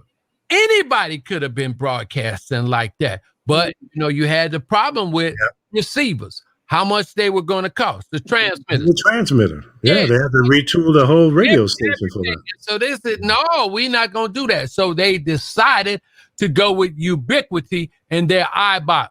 And guess what? Ubiquity is out of business now. They've been really? I didn't know. I haven't been following it. They've been bought up by somebody else on that. So there's nothing wrong with HD. It was just bullshit. It was a smoke and mirror. If you were going to have something, you needed to really have the real DAB. And there are other countries that have moved into the DAB. Canada right above. Yeah. Well, is it Canada? I didn't know they had that. I know parts of Europe. Mm-hmm. Well, I mean, but see, it's all about politics, control, and money. Absolutely. The reason why the DAB did not happen here is because of money. Absolutely. They couldn't own it the way they wanted to own it, and it would cost the current broadcasters so much to retool to do it, and then it would be a time frame that to get enough radios out there in the market. And that's the same thing that happened with satellite radios, Sirius and XM. They did it wrong, first of all, in my opinion. So they should have given away 10 channels for free. Okay, make the radios as affordable as possible. Mm-hmm. Get people hooked on the concept. Then if you like what you hear on these 10 free channels, and you could have had ads on those 10 free channels. I mean, we're used to listening to ads. So if you want ad-free channels, then you subscribe. But no, they said, no, we're going to ram this down their throats and everybody's going to love it. They're going to go out and spend $150 or $200 for a little device you can plug into your car radio and da-da-da-da-da-da-da. No, it was too much work for the average consumer in America. Mm-hmm. I can't tell you how many times I went to Best Buy and some of the stores. They had a little display up there, and nobody was ever using it. Nobody was checking for it. I'd go in there and change all of them to the same channel. I go to the stereo department, put BMX on all the radios, and walk out. So I just gave away my secret how I became number one in Chicago. Lee, do you remember the first internet radio receiver or who it was made by? Wait a minute. First internet, Crane? Was it okay. Who? Okay. Well, was it sold on the website Crane Radio or something like that? I think they had their own company, but I think I know TCI bought them. No, it was. I'll look it up, but it was Curabongo. Because right. They had came out and tabletop radio that had internet built into absolutely. it. Absolutely. Yep. You plug it into your Cat 5 and right, and they didn't let that go. They didn't let that go. Is it still around? No, it got bought out. Okay. I think it was 3M or somebody got that company and sunk them right away. You never saw it. But there was an internet receiver out because you know at that time and came out in '98. Because at that time I was like writing my thesis and stuff, and I was like basing everything off of this thing, but it never took off. Kerbongo. Yeah, that's right. I forgot about that. Yeah, it never took off, but they were trying to make the internet receivers. Can you all imagine what that would be like? And even without the video, if they had those radio stations, our program right now could be heard on that, because all you needed was to know the URL. Yeah, that's it. You couldn't see us, but the audio would still be coming in real clear. So that's like that new thing they got out would call Clubhouse. Yeah, I've seen it, but what is Clubhouse? Tell me about it. Clubhouse is audio only. So, and like, I gotta send y'all links. Well, it's an invite kind of thing, right? Yeah. And you only talk to people in your certain groups, and everybody that's in these certain groups, you know, network. And so we could really have an ownership conversation with that, you know, and only people that would be interested in what we're saying, you know, would there you go. That's an invite kind of thing. I think Clubhouse is only on Apple now, right? Hey, Red, listen. You know, you're saying too much. Calm that. Hey, listen, you call us in the morning. Let's talk about it. Oh, sure, I'll do that. Thanks now. Hey, man, y'all know how that go, man. You get the call. When you get the call, it's over. Yeah, well, you know, when you mentioned about the whole thing about HD radio, it gave me pause because I hate it. And this is the reason why I hate it. So we have to go back, as we say, back in the time. Around 2007, my late great mentor, Ty Wansley, brought me into then Clear Channel to fill in for him doing news. So I was able to, you know, go around and learn from him, and I'm shadowing him and everything else. And, you know, it was very, very cool. He would reach out to me, and I got a chance to work with him. So I remember I got a phone call from him saying that the program director looking for talent on the HD at WGCI-FM, the HD channels, trying to get more content on there. And he was offered to do a weekly talk show, but he said, hey, I'm busy. I'm doing the news. I'm doing, you know, other programs, but maybe it's good for you. Get some seasoning, get some tape. It's time for you to move on. Now, the program director was a Boxer Rocks. And when you hear her walk down the hallway, you could hear her head shake. And that was full of rocks inside her dome.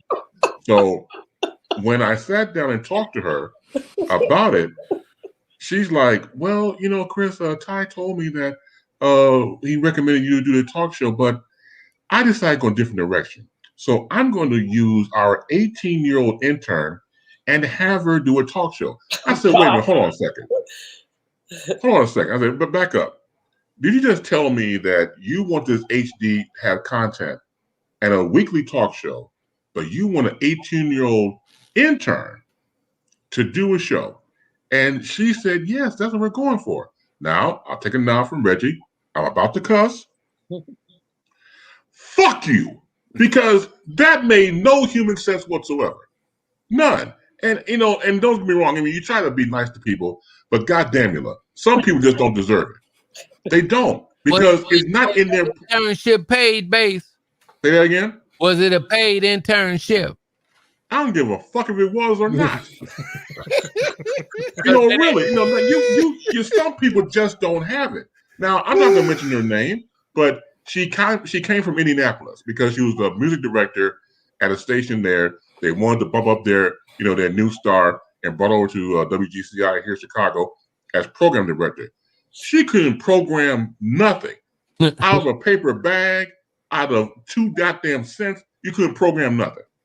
But the fact is, I'm not going to mention her name. Oh, yeah. So this is an HD story, okay? Okay. Yeah. Yeah. Head dumb. Yeah, HD stood for head dumb when it came to her. Oh my God! I mean, and it wasn't just me; it was other people she was pissing off, and really pissing off, Ty, because it was like, you could have a better conversation with a can of paint when it came down to her. But I'm telling you, dude, look, I can't make this stuff up. These people out here, and that's why you have to be very thankful you run the people in this industry that know what the hell they're doing. I mean it sincerely, because there have been people in programming spots who cannot do it. They ain't gonna tell you to do it. They gonna give it their high figure job to tell you I can't do shit. They're not gonna say that, but they'll delegate to somebody else. They'll steal ideas from somebody else, and they cannot program. So again, when you're given a legacy heritage radio station like WGCI FM at the time, you're gonna okay, as Dr. Ron was saying earlier about urination, piss it all away. Piss it all, because you cannot do it. And so HD, don't get me wrong. I mean, when some people were buying it, don't get me wrong. I mean, people was like, yeah, I got HD in my car. No, not like, I'm like, okay, fine. I mean, okay, go to hell. But the fact remains is, when you're dealing with content and doing things that's supposed to be done the right way, it's amazing how people get into a position of power, position of influence, and trying to make a difference and can't do it. And to me, that's just stagnation. It's stagnant. It doesn't go anywhere. She doesn't progress as a program director. You don't progress as talent or production. Everything just becomes a stalemate. And so I say all that to say that HD brought all that because, again, talking to Ty, hey, she has content. She wants to make a difference, but she can't. We make dumbass moves. All right, I'm sorry, no offense. If somebody passed here right now, hey, man, how you doing? I'm all right. Hey, come on and do a talk show. Well, I mean, that's what's happening for the people, Right. But that's what happens. So my thing is this: content is key. What we're doing right now has content to it. It has stability to it. It has education and somewhat along the lines. I mean, I'm somewhat entertaining, but that's besides the point. When you look at what people are trying to do and trying to create, you think it was somewhat entertaining? Somewhat, yes. My well, here's the thing about what I do on Baseline. Mission statement is very simple. It's informative and somewhat. Yeah, it's shameless. Yeah, okay. The Baseline every Friday at 4 p.m. Central. The mission statement is it's informative and somewhat entertaining. That's all I got. That's all I got. And you cannot leave out the boom shakalaka. Well, thank you. Yeah, I mean, you try to brand yourself, And don't get me wrong, I've had people try to take that from me. Really? You about branding yourself? I don't have the alarm clock on boom shakalaka. It's been here before I was born. I mean, going back to songs that have that type of phraseology into it. I just took it that it fit me. But I've had people say, Chris, man, there's this guy out of Florida. He used to live in Chicago. He's trying to do you. Now, don't do that. And the guy does have no offense, no voice or character. Hey, boom, shakalaka. Oh my God, it makes your skin crawl. I didn't know until my friend told me. Say that again. That's great flattery. No, it's not. No, I don't believe that crap. No. People, no, don't do me wrong. So you serious form of flattery? That's bullshit. No, people just are not talented. They're not, and they rather steal from you, me, her, anybody else because they know they can't do it. Oh man! Certain things belong to a person. Like you watch comedians work, like the late great Richard Pryor.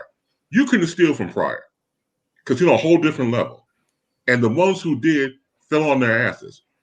Even Richard Pryor learned that, and Richard Pryor used to imitate Bill Cosby. You can watch his earlier work. When he found out he wasn't Cosby, he get to find his own voice, and became the Richard Pryor we all know and love. But you can't imitate somebody because that's their DNA. That's who they are. Right. You can try to steal. You can do all day long, but at the end of the day, it don't work. One of the things that I have taught in broadcasting is when you first start out, you are always going to emulate who impressed you as you were growing up. Absolutely. So if you grew up in Chicago and you listened to some of the top 40 stations there, or you listened to VON back in the day, or even pre-JPC, it was a GRT. You grew up listening to personalities and they influenced you. BBD Banana. Well, BBD Banana, who's now a preacher in Memphis. Mm. You know that? Got him a big church down there. He's one of those big boys. But that's a good example. And he obviously made an impression on you because you remember that list. You can't even ask nobody today to name 5 personalities from that time. No. You can't even, That's the thing that makes me cry. But so in your first 2 to 3 years, and that depends on how often you're on the radio. If you're a weekender, it might take you 4 or 5 years to come into your own personality. Yes, absolutely. Because the more you do it, then you'll start getting your confident level, and you can hit that ball more often, and then you'll start coming into your own. Right. And that's whether you're a talk show host or a music DJ, the same rule applies. There's 10,000 people out there that want to be Rush Limbaugh. Okay. So wait a minute. First of all, you trying to tell me a scary thought, but you trying to tell me I can't just smoke a joint and then just pick up a microphone and do this every day? Well, yeah, you can, because there's a lot of people that are doing that. But are they good? Only if you're as high as the guy on the air. Sounds good. In other words, if you're fucked up, man, it's cool. So you telling me I can't go down to the music store, Guitar Center, and buy a whole DJ rig and make no money making music? Is that what you're trying to tell me? That is exactly what I'm trying to tell you. So if you think you can go in there and get some MP3s and download them into your Serato and sound like the guys that's been doing it for 25 years, you're out of your damn mind. Now, it's funny you should say that, because I was watching the Professor on last week, on Monday or Tuesday, and he was talking with this young man that kept calling him Mr. Miles, and it was messing me up because he looked like he was old as Mr. Miles. I was like, well, how in the hell he gonna call somebody Mr. Miles when he looked like he been doing it as long as Mr. Miles been doing it for a whole hour? I listened to him call him Mr. Miles. And then he started, I get it. But, they went back, all the way back to the High Chaparral and DJing under the viaduct on a Saturday night, and I was like, damn, boy, but it spoke volume to what you just said as a point of reference, that, when you establish yourself in a craft and you establish yourself in that craft, then people are going to acknowledge you for years and decades to come. So, I mean, your name is going to be out there. And like this guy was telling the story, when he first met the Professor, he didn't even know who the hell he was. Somebody had to tell him, He was like, you know who that is? Like, no. They said that's Mr. Reggie Miles. He got up and went and ran him down. Like, man, I've been hearing about you for the last 20 years, man. I needed to talk to you. I needed to know because I've been hearing about you. So it was so amazing to hear them converse back and forth on how your name can go out there and go places and do things that you don't even know about. It's true. So I would set the cats up. I would walk up to him. I was caught, and this is what I did with this young man who is one of the hottest steppers DJs in the country. And me, I'm ignorant. So I went up to him with both of my hands out, and I reached up to him. I say, man, I love what you do. You are really hot. I said, man, I said, when I get big, I want to be like you. And I walked away. And so he was sitting next with a lady that was knowing me when I was a wild man in my 20s. And so when I walked away, she looked at me and she was laughing because she knew I was pulling his leg, right? And she said, do you know who you was talking to? He said, no, who is it? She said, that's Reggie Miles. That dude ran after me. Get in. I said, hey, what's happening? And it was just that. I had been gone off the set for 26 years. And for people to say that my name was still, they was, well, this boy was doing what he was doing. I said, I did like this. I say, for real? Because I was gone. And they gave me an award, the community. And I cherish that award more than any other award that I got, because that was from my people. that was from who I dealt with. And this dude said the dude that he knew he was mentoring, that's all he talked about was me. Wow. You know, and when he gave the traits of what he knew of this other man, Lavelle C., I knew it because Lavelle C. they would say, well, yeah, if you put Reggie and Lavelle, they doing the same thing. And so that was the kind of thing that I dealt with. I'm trying to talk with now people, not just all the DJs, but now I'm going to talk to everybody on the street news network level about what we what we did in the Chicago culture with the dance and with the music. So that's what that was all about. But thanks, Dr. Ron, for mentioning Man, great show, man. Great show. I just couldn't take another damn Mr. Miles. I couldn't take it after about an hour and a damn half. But Myron, he's been out there, and he and I, Lee might know this. He might remember this name, but Myron was mentored by Kenny B. Thompson. Yeah. You know, Myron was mentored by Kenny B. Thompson, one of Chicago's great DJs. And, you know, like I told him, I said, listen, any two of the cats today, I don't care who it is, whoever name it is, where they at. If y'all had me and Kenny B together, we would whoop their ass, whoever it was. Because Kenny could talk, and Kenny had that musicology, and Kenny had that smooth style. And I'm like, dude, I'm not gonna be behind nobody. And I came with it just to be with this, to be at this cat's level, one of the greatest West Side disc jockeys in Chicago. And he wasn't the first person to play stepping music on the radio. We did that at KKC. You know, to be clear. So make that clear. You know, is Kenny still around? No, man. Kenny just passed, man. At the end of this 2020, he went out in 2020. He passed away. You know, sorry to hear that, because he did have a major impact on the steppers world there in Chicago. When I came to Chicago in late '79. People were telling me about two things that it was foreign to my ears. Step-in music and Dusties. What the hell are y'all talking about? Step-in music? What do you mean? I said, show me what that is. So I was at the radio. I was at GCI, and one of the sales ladies and one of the guys in the production, they give me an example of what is stepping. I said, hand dancing. That's what they call it down south, hand dancing. Yep. And back east, yeah, bopping, hand dancing. So Chicago had its own name for what I was accustomed to back east and down south. I said, oh, okay, I got that. All right, cool. Philly bop is the closest relative, the Philly bop. Yeah, okay, yeah, exactly.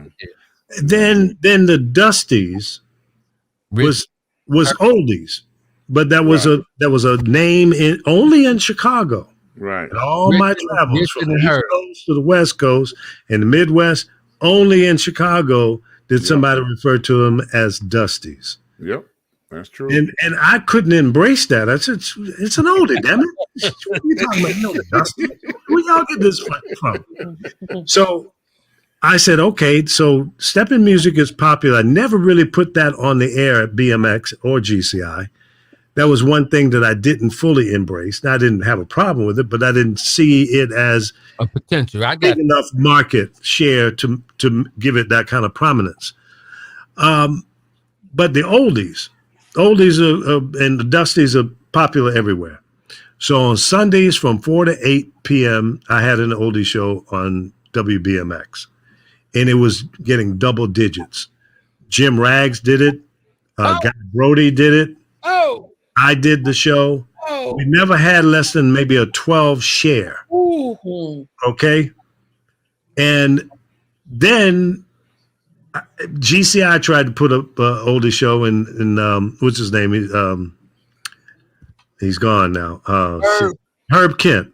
They put Herb Kent up against our oldie show, but it was too late. I'd had a foothold on it for 2 or 3 years at that point. The same thing happened with house music.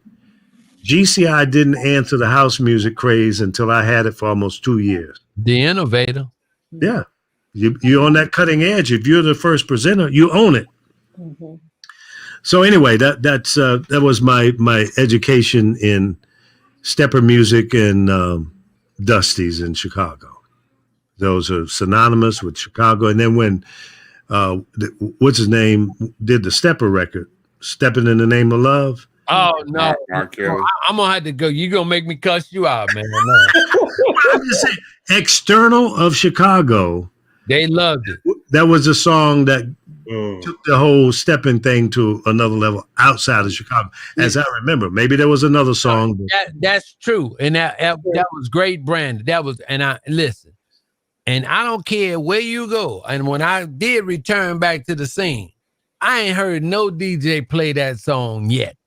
Is that right? Yeah. Man, you would play that at a wedding or, family affairs or something like that. But you talking about at a regular stepping set, one of them got to shoot you for playing. But you, the name of love.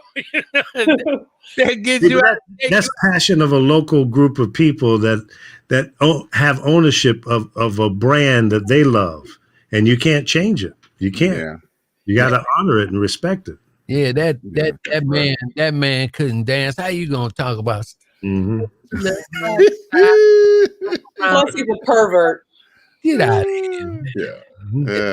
Yeah. It was no real. It was too fast, and it was strictly geared.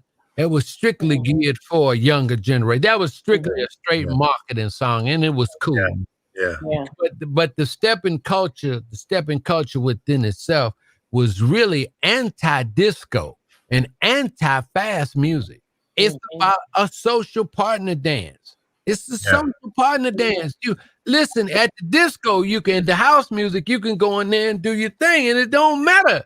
You could be doing your thing, and she could be doing her thing, long as y'all are just jumping around doing her thing. Mm-hmm. But with the social partner dance, you have to have a vibe. You have to have a vibe. And so that was the difference. And some of my elders in the dance, they said the reason why they created the social clubs and things was to be different from when they created Nimbus and all those other places, the Fusion and all that. And I think, Lee, did you hire that boy Roy Michael Robeson, who could talk so fast? He was there before I got there. And he was kind of but Roy's in St. Louis now. He's down in St. Louis doing. I think it's a security guard. Can you imagine that, Roy Michael Robeson securing or something? And he had that set. I talked to him about a month ago, which is called the Dorchester Inn now, and the Nimbus.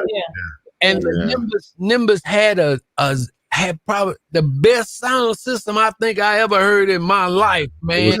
Well, see, that was a carryover from disco. Yeah. I mean, it was a disco club straight out, man. Yeah. But, man, when you go in there and listening to the music, you was like looking up into the sky, man. Yeah, with rotating pyramids, the whole 9 yards. Yeah. What's going on? Yeah. They had it going on. Yeah. Now we just got a comment. It said Gerald Levert, didn't we also made stepping commercial? Well, I never associated it with stepping. Yeah. Okay. Yeah. I was out of Chicago by then, so I didn't. Yeah. So Jeffrey Perry, "Love's Gonna Last," became the national, and that was the original national anthem for the Steppers, right, for the Steppers. And then the next never a radio hit, right? Yeah, that we got Stepping and "Love's Gonna Last" from out of the Eddie Thomas's thing, "The Dogs of War." Mm-hmm. And wasn't nobody playing it, and wasn't nobody, it didn't come out like that. But on the underground circuit, or when the social partner dances scene, Kenny B. Thompson would play it. When I heard him play it, I started playing it at KKC and things like that, along with Hamilton Bohannon's right and Wishes. You know, and I'm not old enough to remember any of this. Oh, please. Oh, come on. and one of the big listen, you all would be surprised that one of the biggest one of the songs that really started the movement for stepping in Chicago was "Give Me Some More" from the JB. Yeah.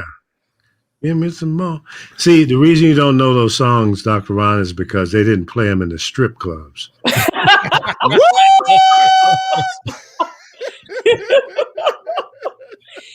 Now, see, if you start talking about them disco songs, and I know they slide down the pole on them, you know. Yeah. Just not on your pole. Oh, look at that. Yeah, now we got Laura tagging in. All right now.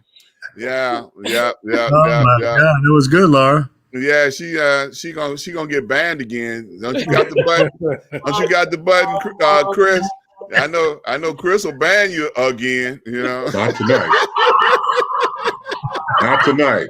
Oh boy. No, I ain't gonna ban her. No. Look, she hanging tonight. Yeah, you're right. Look, we've been doing this for 3 hours, y'all. You know, this is normally an hour show. Right. You know, but we got everybody in.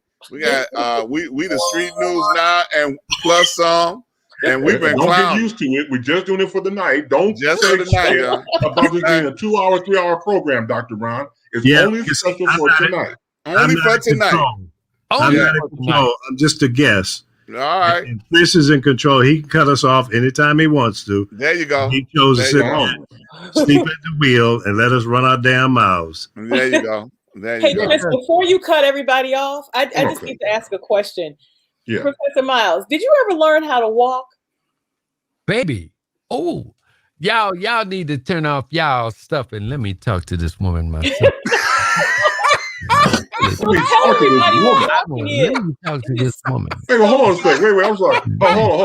Hold on. Did you? On the microphone. First of all, did you see the expression on Reggie's face? He got smooth as a motherfucker real quick. Yeah. It was like, yeah. Baby. Listen, this woman. Listen, Laura. I am to be a Chicago dancer.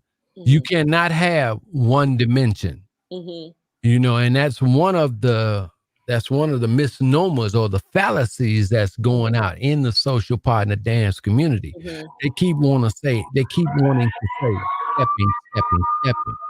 But I missed that. The ambulance was going by. They keep saying stepping. Right. Which is beautiful. But if you cannot walk, right, slow bop, and bop, you're really not a Chicago style dancer. No. Me, the only way I got to DJ on set for steppers is that I had to win a dance contest. Oh, wow. Because I could not get out there because of Sam Chapman, Luther Gage, Godfather Jay, all these other, it's not like it is today where all you got to do is have a bunch of MP3s and a turntable and hold your head down and call yourself a DJ. It wasn't like that. I mean, I was a lottie-dottie cat. I played music for everybody. But to get into that stepping community, man, I won a contest at Steppers Contest at Mr. Ricky's in October of 1986, 5 weeks in a row, beating the best of the best. And at that time, now, if I'm at a party now, that's the first thing I want to do is walk with you. Either it's going to be a Gaussa, it's going to be a stride. That's the first thing. And then if Smokey's What's Love has joined together is playing, I'm going to step in the inside and do a slow bop with you. Because I like to listen, when I came out on the set and these cats, I was at a party and it took 4 hours for them to play a walk record. I had a fit. Now, y'all know that Laura Rice is a professional dancer. Well, I dance. I'm not a professional. No, you're a professional. Damn it. I saw you were professional. No, I dance. I met her one night at some club. What kind of dance was that? You didn't meet me at the club. You did meet me at the club. But what was the name? Were there poles involved? That's all I want to know. Were there poles involved? No, it was a cubby bear. Stop. Yeah, she kept her clothes on. It wasn't that kind of. Not a strip club, Ron. What was that? What was that? Mumbo jumbo? What was it? No, it's called. Well, they did play mambo. They did play bachata. But I dance kizomba, which is an Angolan social dance. Right. Yeah, and it's directly linked to the Argentinian tango because the Argentinian tango is actually African. Oh, so all of these things are connected. Oh, yeah. So y'all didn't know that, did you? But I have to say, you should have seen her gliding across the floor, man. Her feet never touched the floor. It's beautiful. It's beautiful. It is. The walk sexy too. has got to be the most beautiful dance I've ever seen. I went to a steppers set somewhere in the suburbs, and these older gentlemen hit the floor. Oh, girl. Oh, it was just a thing of beauty. Oh, girl. Oh, I was like, oh my God. One of my mentors, or one of the people that I revere in the stepping community, his name is Frank Woodley. And we call him Hollywood Frank. And he's called Hollywood Frank. And then he does bartendering, at the 50. He's always on that bar in the middle where it's but listen, when I spend a set on a third Friday in the 50, and he dances with my good friend named Liana. And man, he does we call it the Gauster walk, and he does it, and it's just so cool.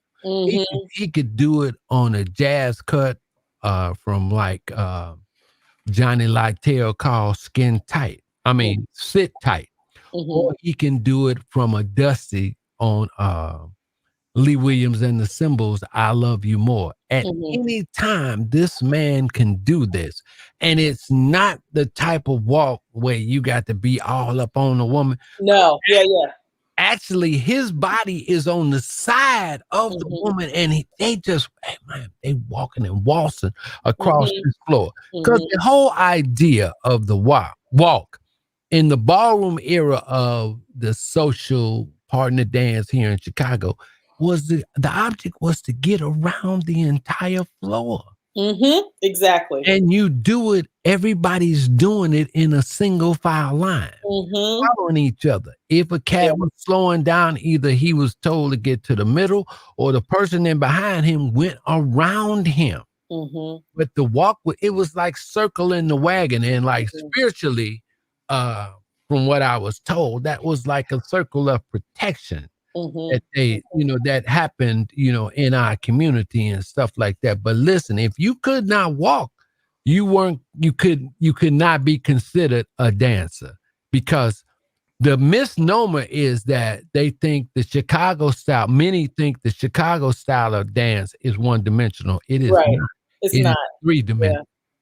Yeah, what I've noticed with younger steppers is they dance really hard. They step, they stomp. I don't like it. I mean, I've never been a stepper, but that's because of what I saw growing up. Not quite. I see me doing that Charleston and stuff, right. Lindy Hop and stuff like that. But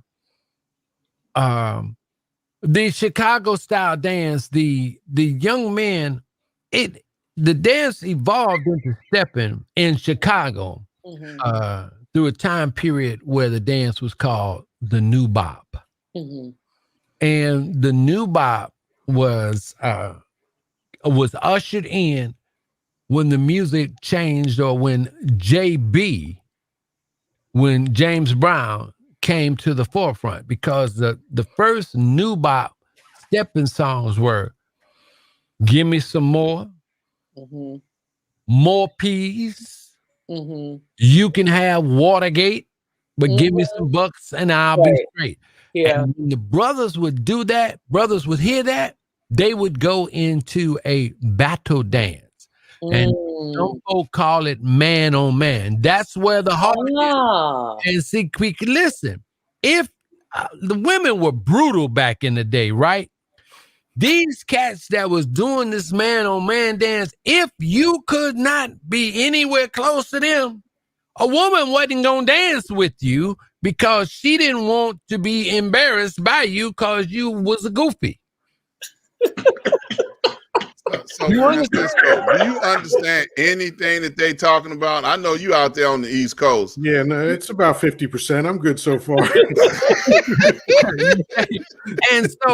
And so you got validated, you know, if the sister would dance with you, because even me at the time, I had, look, that's that jitterbug, that Lindy Hop. That thing, that lady just died. Even myself, before I got, you know, really accepted out there, I mean, I was like a wallflower until one woman took a chance on me and she danced with me. And then after that, I didn't have to, you know, wait on it, you know. 6 months later, it got to be, well, how come you ain't dancing with me? How come you don't ask me to dance?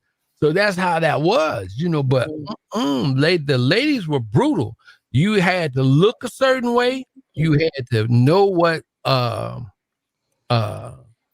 style to deal with, because where people get confused that our social partner dance, being in Chicago, was actually dealt with one hand. It was actually called the one hand bop. Well, Reggie, how you gonna say that? In the sets, in the 70s and 80s, brothers didn't put their coats up because folks was getting their coats stole. So the brothers would have their coat on their arm. They never, and they danced with one hand. Sometimes if the woman had a purse, they held that purse, put it on their arm with their coat at the same time, and they were doing everything stylishly with only one hand. Now this Lindy Hop and this jitterbug and the stuff, that the Chicago style toned all that down. We went from flipping and all that kind of, we eliminated that. Detroit started it when they went into it with the Greystone and they ballroom style, because the DC hand dancers, they were still all over the place with it. Philly trimmed it down. Detroit started trimming it down. And then when it got to Chicago, we got totally cold with it. All the acrobatics were gone, all that stuff. But the Dancing with the Stars mode is now resurging. Because that's, you know, when you see a lot of these videos out of people dancing now, they always show you these contest videos. And when I'm like on my show doing my thing, I ain't showing y'all no contest videos. I'm showing you social dance video. I'm not going to be trying to dance with you on no contest style, because them cats they cold. Every one of the new dancers today are absolutely great. But, you know, I'm not going to be trying to do no Nicholas Brothers stuff. You know, flipping and doing. I can't do that. You know, only thing, the dance is just beautiful. And you wasn't supposed to be sweating. Right. The woman don't want to be dancing with you and you sweating all over the place. You know, and I don't care if you did have a handkerchief. You know, people were concerned about this type of hygiene. And all these types of things like that. So the dance, the bop out of Chicago, man, that was a symbol of being cool and smooth. But wait a minute, Reggie, walking is so sensual. And it also shows, you talked about a man protecting a woman, but it also showed sometimes, depending on the style of walk, the man could actually hold a woman up. You know, if he was on his back or she was on her back and he was walking her, amazing. Listen, there have been so many styles and variations done with that walk. At one point, you know, it was the back bending, but that got more into the sensual part you're speaking about, got more into the slow drag part. Because you never did anything, when you're truly a walker, you never did anything to inhibit the flow of the dance. It was like the hands going around the clock. It always kept moving. And if you had to do something stylish, you stepped to the middle. You step to the middle of that, because the outside lane, as a DJ, one of the things that I did and what I learned when I was on the stepper set was, the call is, walkers on the outside, steppers to the inside.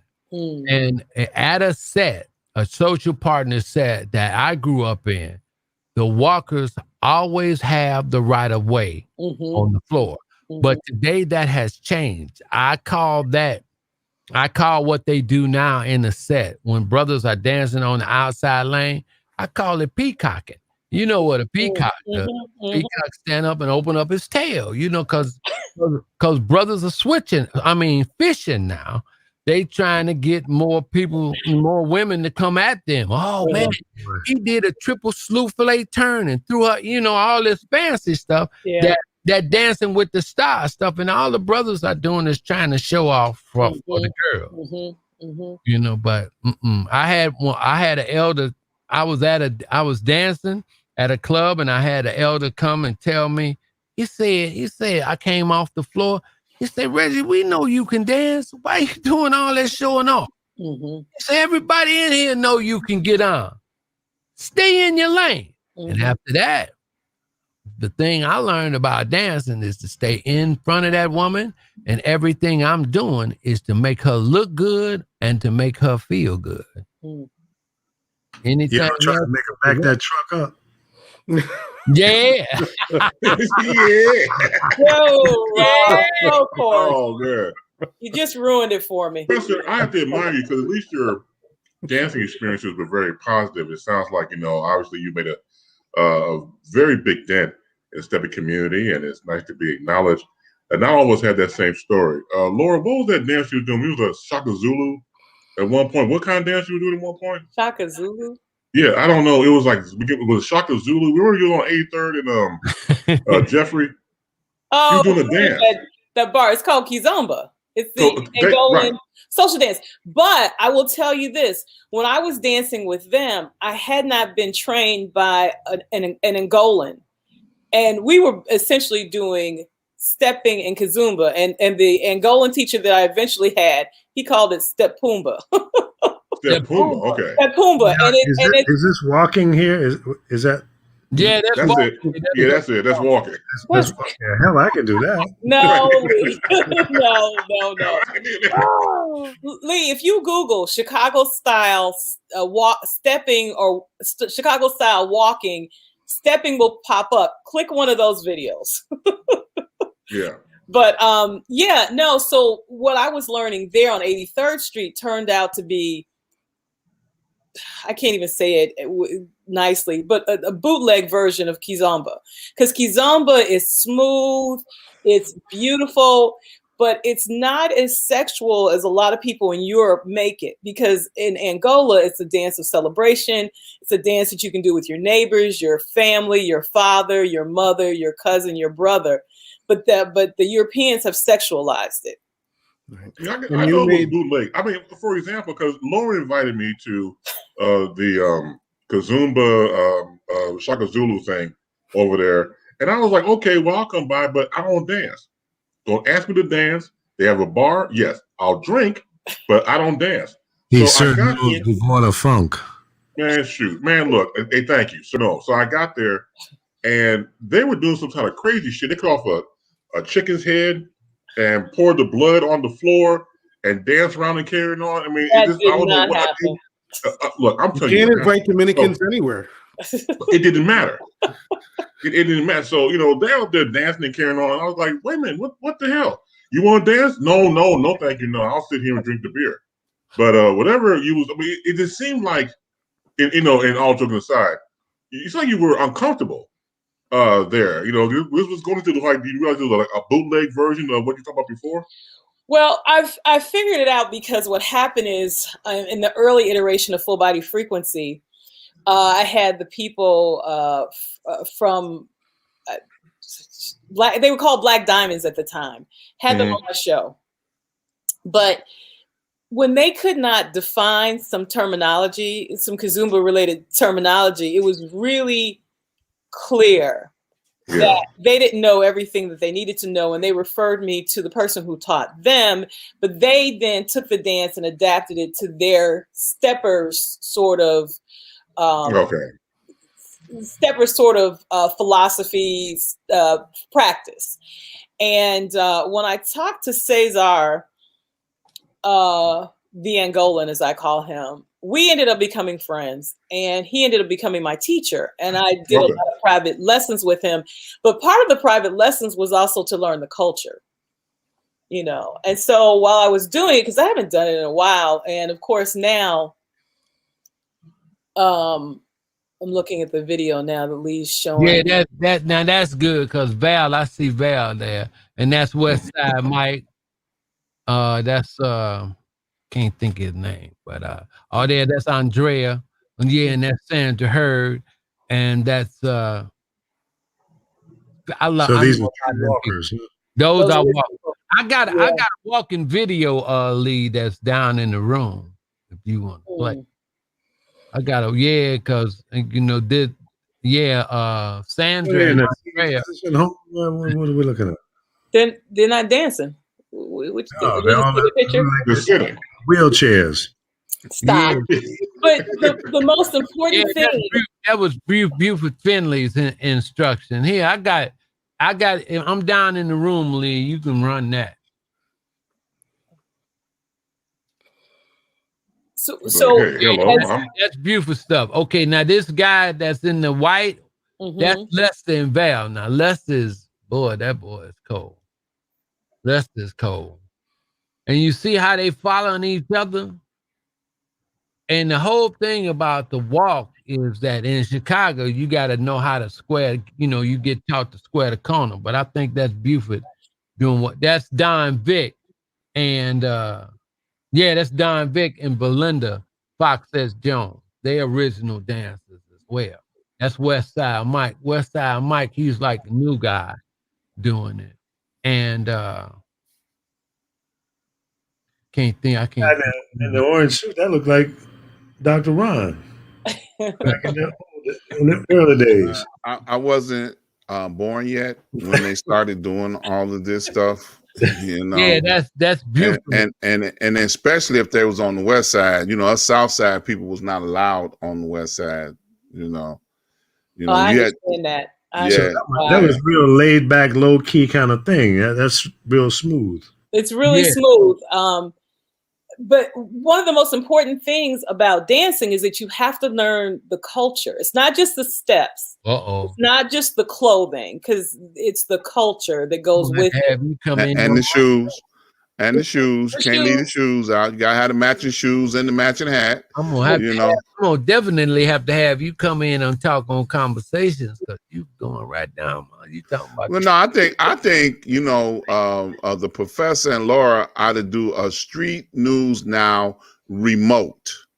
I think they ought to come down to one of their destinations and give us a live remote on what they talking about, the Zumba, and be sure and get that part where they cut the chicken and sprinkle the blood all over the place, like that part that Chris was talking about, because I definitely want to hear that, see that rather, I want to hear that chicken squeal, That's Lester Gibbs and Val Simon. Lester is. I played softball with Lester, but Lester is a true walker. Mm-hmm. Lester's a true walker.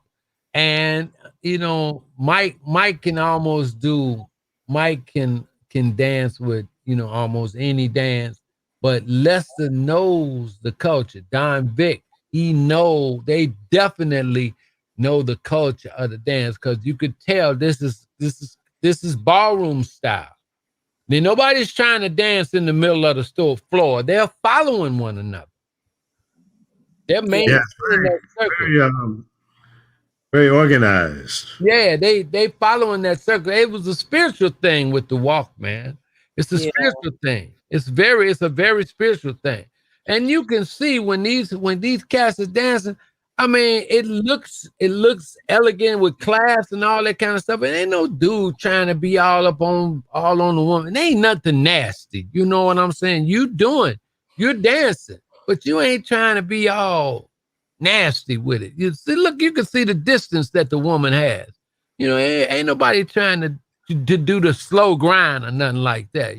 Everybody doing this type of dance, they passed. You know, we did that when the hormones were raging real high. You know, when you're teenagers, you trying to do all this stuff, but now it's elegant. Yeah. Now, I heard once upon a time somebody told me that no female stepper would ever dance without having heels on. Is that true? Nah, I don't know. I can't answer that, man. Yeah. I cannot. I've seen some folks with flats on. I mean, mostly women do wear heels, but I've seen dancers with flats on. As a matter of fact, when I dance, sometimes I dance barefoot. Yeah, but I was just specifically talking about the stepping community because I've heard people say that no respectable, female dancer would be out there without some heels. Yeah, I mean, it's culturally that might be. I mean, because one of the things about, and so I can't answer because I ain't never dressed like no woman, so I really don't know. So I've seen, but you've been at enough sets where you can determine whether or not you've seen universally whether that was a deal or not. Well, let me tell you, son. And I'm gonna leave that one there because I was gonna go there, but no, man. I'm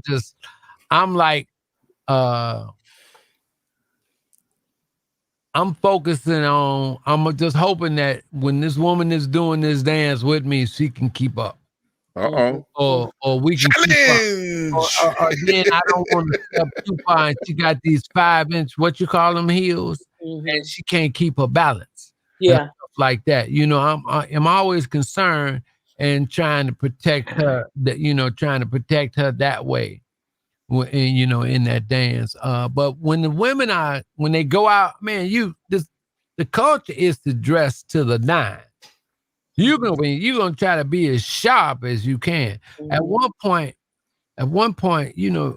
having gym shoes or leisure suits and some of the things that have, come in through the younger generations, the younger dancers, was unheard of, man. When you went to a stepper set, you were dressed to impress, smelling good, everything. There was no holds barred.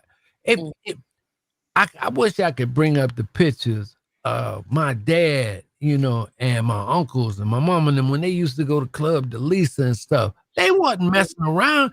Black folk on Sunday, when they was going to White Sox Park to see the Negro Leagues, everybody was sharp. Everybody was sharp. You get some of them pictures of our culture from the 40s, 50s, and 40s, 50s, and the early 60s, man, we wasn't messing around. Man. Folks were clean. They were trying to be clean. Now, you see cats doing all this kind of stuff. Now, I mean, well, that's good for a class, but you wouldn't find that in no real stepper set, because cats was trying to outdress one another. Women was trying to outdress one another. And then plus you had that different type of element that was coming on the set. You had the players and stuff, and they wasn't gonna be clowning. What was the guy's name in Chicago? Magic Juan, Bishop Don Juan. Everything was green. Really? Yeah, Bishop Don Juan. Him and they crew was coming in there. The General, Minister Seymour, all them cats, Ice Ray, all them cats, man, they was clean to the nine. And how do we go from steppers to pimps? Like, how do we do this?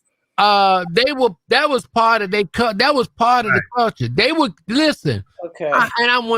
When folks say that and stuff, them cats, they would come in. The set would go on in Chicago, right? It was a place. The set started at 10 o'clock. It went till 3 or 4 in the Royal House downtown. It was one of the first stepping sets down. Everybody was cool. Them cats would come in there late night, trying to buy up all the champagne.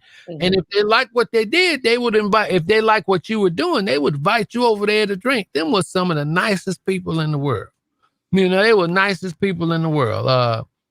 They just came in. It was just about the dance. They wasn't their business and stuff. We all knew what they were doing and all that kind of stuff, but I wasn't trying to dance with none of they girls or nothing like that. They stayed in their thing and they respected you and you respected them. That was all. I called. Is this stepping here? That's some out of town stuff. Yeah, that's some out of town stuff. Now, see the guy in the sparkler suit dancing. He's a pimp, and those are all his women. That's choreographed down in there. But see how hard they're dancing? Yeah, it's really hard. It's just not. It's he campaigning. He campaigning. He trying to bring somebody else into the flow. You know? Okay.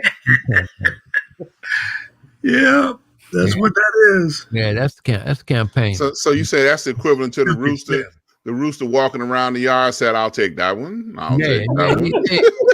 You know, brothers is serious with that peacocking, man. They would, you know, they would get out. They'd be at the set, and you could see them all, you know, opening up their tails, and you know, and they looking around, and the women going around choosing the tail, because essentially today the dance, all of them are doing the same damn thing.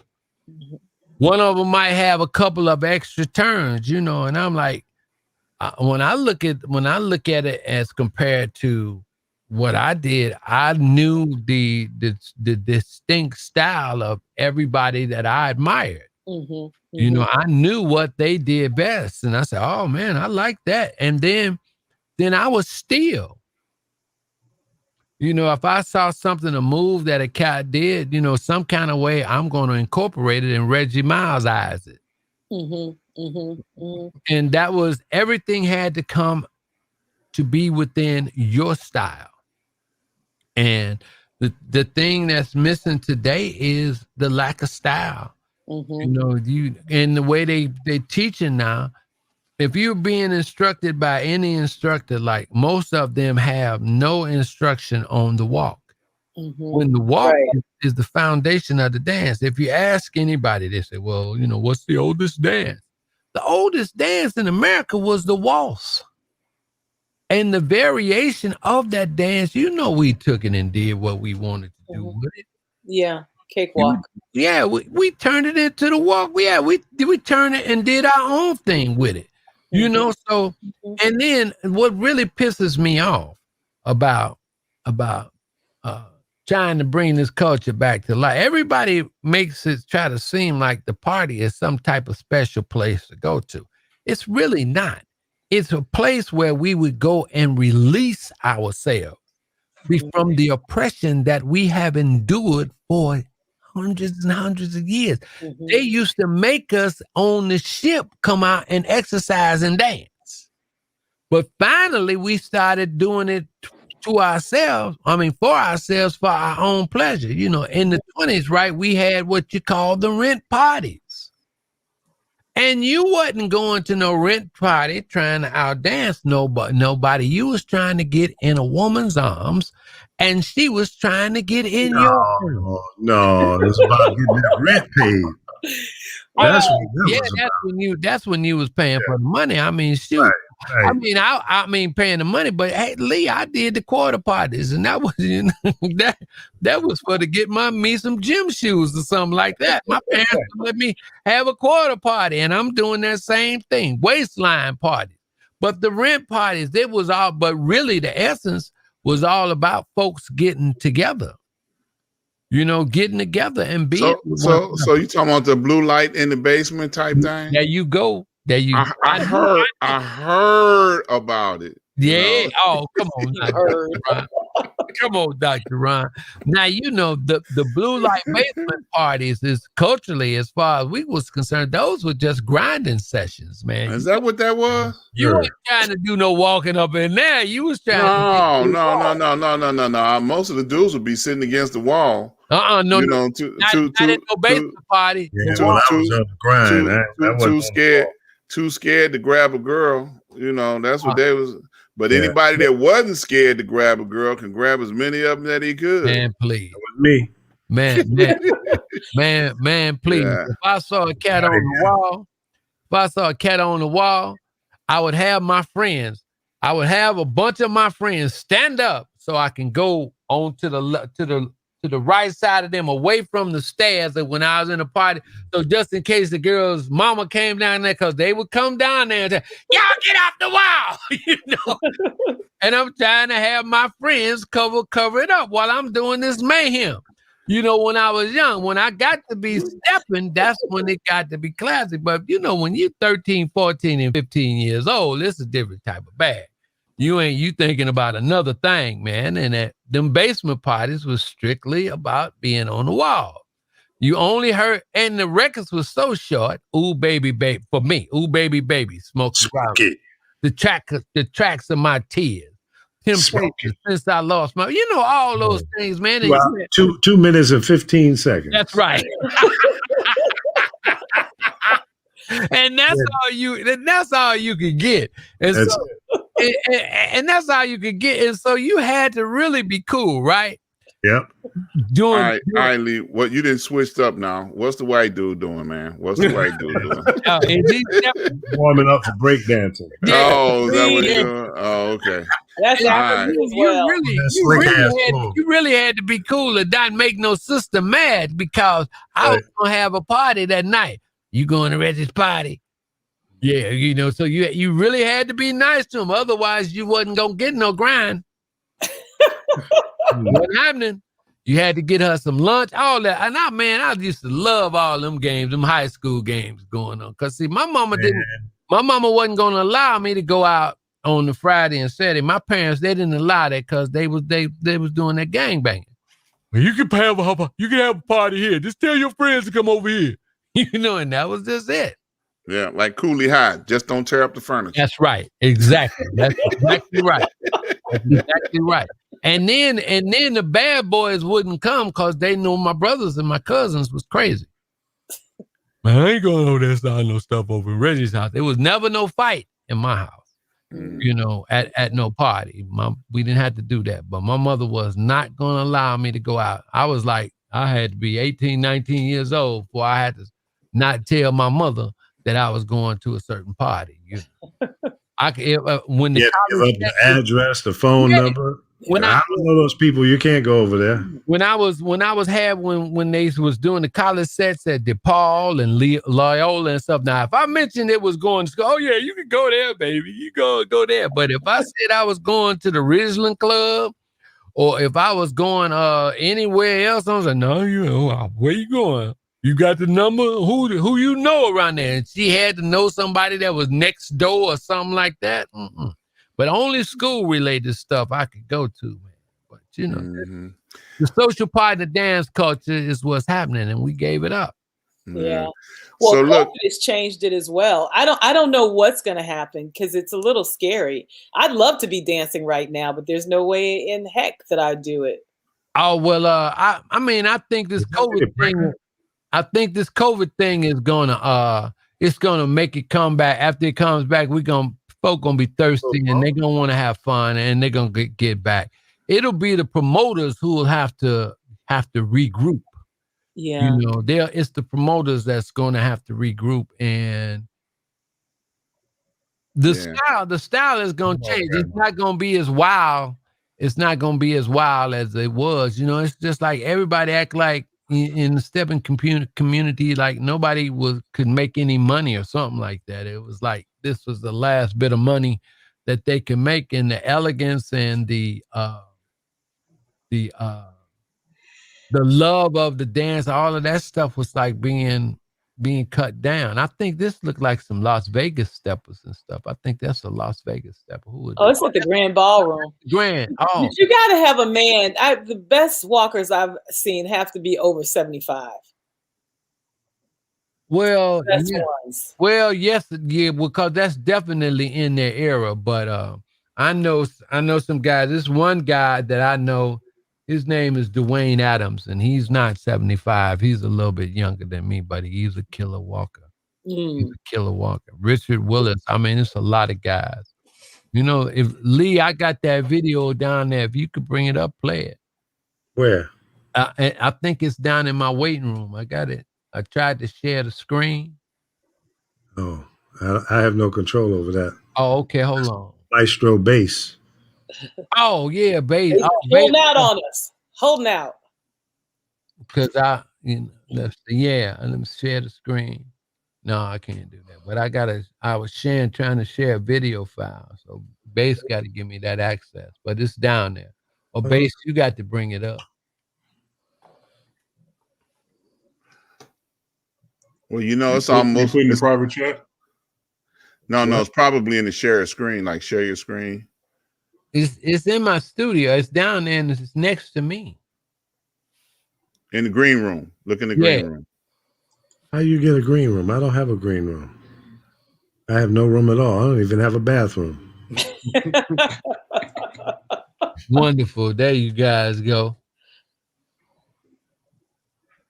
Man, this has been one this was a marathon thing. 10 more minutes, I'm out. Look, I'm going to say, we didn't talk all the way to another whole day, y'all. This is the Street News Now Marathon Show. It's already a new day in New Jersey. Look, we got Francisco all the way from New Jersey hanging out with us all night. We got the legend. He came in from a late night flight overnight for hanging out with Laura Rice, in full body frequency. The professor came in late. Me and Boom Shakalaka held it down till everybody got here. And I tell you, we ain't lost hardly no peoples. The peoples that hung out with us all night. I'm still getting comments up here. Oh, Greg Dorsey say he playing Eddie Kendrick right now, dancing with his wife in the living room. So, some people getting it in. We ain't lost too many folks. We lost some, but we ain't lost too many. But I'm like the professor. I'm getting out of here. I got to get up in the morning. Y'all ain't got no jobs. I got a job to go to. Really? What do you do? Really? Who you fooling? Like, seriously, Ron, what do you do, Dr. Ron? I'm retired. That's a job. That could be a job. I'm retired. Look, Lee let it out. Really. So, are you retired from your job, or are you retired from the strip clubs? Well, see, first of all, I cannot answer that on the grounds I'm gonna have to slap the shit out of you. Whoa! Hey. I have witnesses. Right. This is being recorded. Hey, I don't have no problem with that shit. Don't nobody know where I live at. My sound cut out. I didn't hear anything. Look, let me tell y'all something. I am full-blooded Indian. I am definitely a member of the Slapper-Ho tribe. Well, you would have to have a hoe to slap, and I'm not. I understand. There we go. See, y'all making me go there. It's almost midnight. Okay, here we go. God, I can't believe you said that. Such a bad joke, Slap-a-Hoe tribe. I know, right? Terrible. Horny. You attacked me first, so I had to attack you back. You didn't attack me. Yeah, you did. Talking about strip clubs and shit. I ain't saying nothing didn't say I would slap you. Yeah, that was a slap. What the hell are you talking about? Shit. What strip club open during the damn pandemic any damn way? Okay. You see what just happened here? You see what just happened here? Laura brought a knife to a gunfight. No, I actually touched the nerve. He's upset because he can't get into the strip club these days. Slap a hoe. Shit, look. Not a Navajo. Oh, no, man. No, Lee, don't do the Navajo, man. I'm a Chicago hoe. I visited some people in a nursing home, and this lady came up to me, and she was one of the residents there. She goes, "You're not from around here, are you?" I said, "No, I'm just here visiting someone." And she said, "Yeah, there's a lot of hoes in here." I went, "What?" He said, "Yeah, I'm a hoe, but I'm a Navajo, not a Chicago hoe." I went, "Yeah." And what was funny is she had peed on herself. Oh, no. I said, "Lady, please. Come on, let me get you some help." Oh, wow. I said, "Nurse, come take care of this lady over here." Good job. Meanwhile, back at the ranch. I said, you at the wrong hospital, man. You need to be in that mental place. I see this group is like the Gremlins. The later it gets, the more dangerous it Hey, gets. man. I know, right? Pretty much. It's rough. It's rough. It's rough. We were civilized earlier. I promise you we was. See, Chris, you just learned your lesson. You don't know when to turn it off. Yeah. And now, back to the Twilight Zone. I don't want to be rude, you know, because I was like, I could have got the fuck out of here 2 hours ago, to be honest with you. But shit, man, y'all kept on going. I was like, all right, when will the motherfuckers end? And I was like, God damn you, look, y'all keep on going. I said, midnight Central Time, I'm cutting this motherfucker down. Yeah, buddy. Make it 4 that's hours right. round. All right. Let me see. What is the last thing you could say? Well, the last thing I could say was the last thing I said when I said what I said. The last thing when I said. Now, if you figure that shit out, call me. We down to the wire, man. Holes and, Call me on the finger phone. you know, good goddamn night. See how Chris comes alive? Just when you think it was safe to go outside. No, y'all know damn well I ain't got no damn sense, so don't play with me now. Shit. Yeah. That's true. Is this the Grand Ballroom still? Yeah, that's the Ballroom Grand. Yeah. Oh, yeah. I want to end on a socially relevant note. Earlier, Laura mentioned that there was an intersection between Black culture and Hispanic culture, right? Mm-hmm. And I don't know, I might have made this comment on Laura's wall on Facebook, but someone was mentioning something cultural. And I always tell people, you want to know the difference between Black and Hispanic people? It's where the boat dropped you off. Right. Yeah, that's true. That's it. There is no difference. And people need to embrace that. Same boat, different stops. That's very true. That's all it Very is. true. That's all it is. Yeah. And you can see African culture throughout the Caribbean, through Central America, South America, Mexico, you name it. We are there.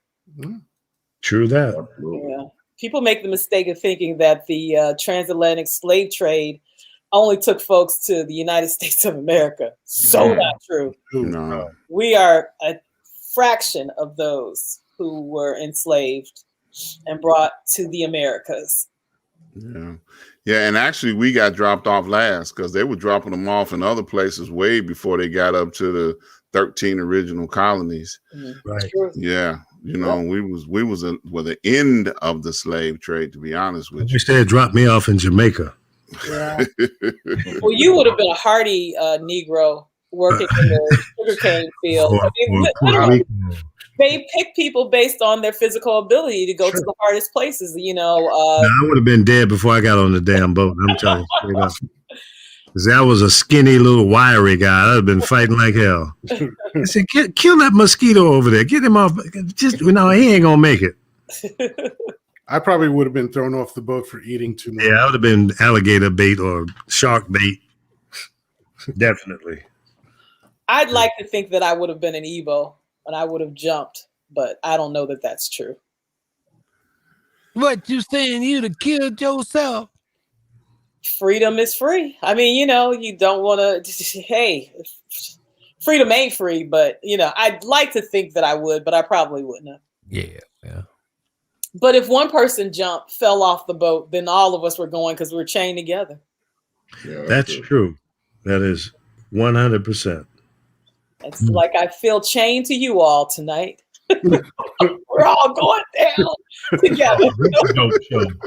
Shit. Get us out of here, Chris, before it gets worse, okay? It got worse. It got worse, but going by slapping whores. I'm sorry, Chris, you got to get us out of here. Well, get us out of here, Chris. As long as it was somebody else and it wasn't me, because I try you, Chris. I didn't man. You know what I say. All right, 2 minutes, Dougie Fresh. Yeah. Get us out, bro. Get us out of here, man. Wrap us up. 4 hours. I know, right? I'm telling you, I had look, I has a good time with y'all, and so I just hope is that that master lets us do this stuff again. All right, gluteus maximus. All right, let's get the fuck up out of here. All right, Gluteus, what? gluteus maximus. Right there, you go. Big ass. Big ass. I mean, what does that have to do with Yeah, there you go. That's right. Big ass. That's right. For Laura Rice and Francisco being our guests here, thank you so much. Yeah, thank you so much. They keep on going, Fuck them. So thank you so much for being our guest. As SNN, you catch us every Thursday at 9 p.m. Eastern, 8 p.m. Central, at 6 p.m. on the West Coast. For the Black Brady Bunch, for Dr. Ron, Yes. for Professor Reggie Miles. Did he say the Black Brady Bunch? Sure did. Right, look at us, man. I don't know about y'all, but I'm going down to the club. I'm gonna dance with the girl with the red top. I know. Okay, that's nice. right. Yeah, that's nice red top too. That's nice. Yeah. So that's great. And for myself, Chris Bass, we are out here once again. Thank you so much for being here for the 3-hour extravaganza, which will happen no goddamn more. This is only a special for tonight. No goddamn more. 4 hours. Oh, okay, that's too much. That's too long. For everybody here again, thank you so much.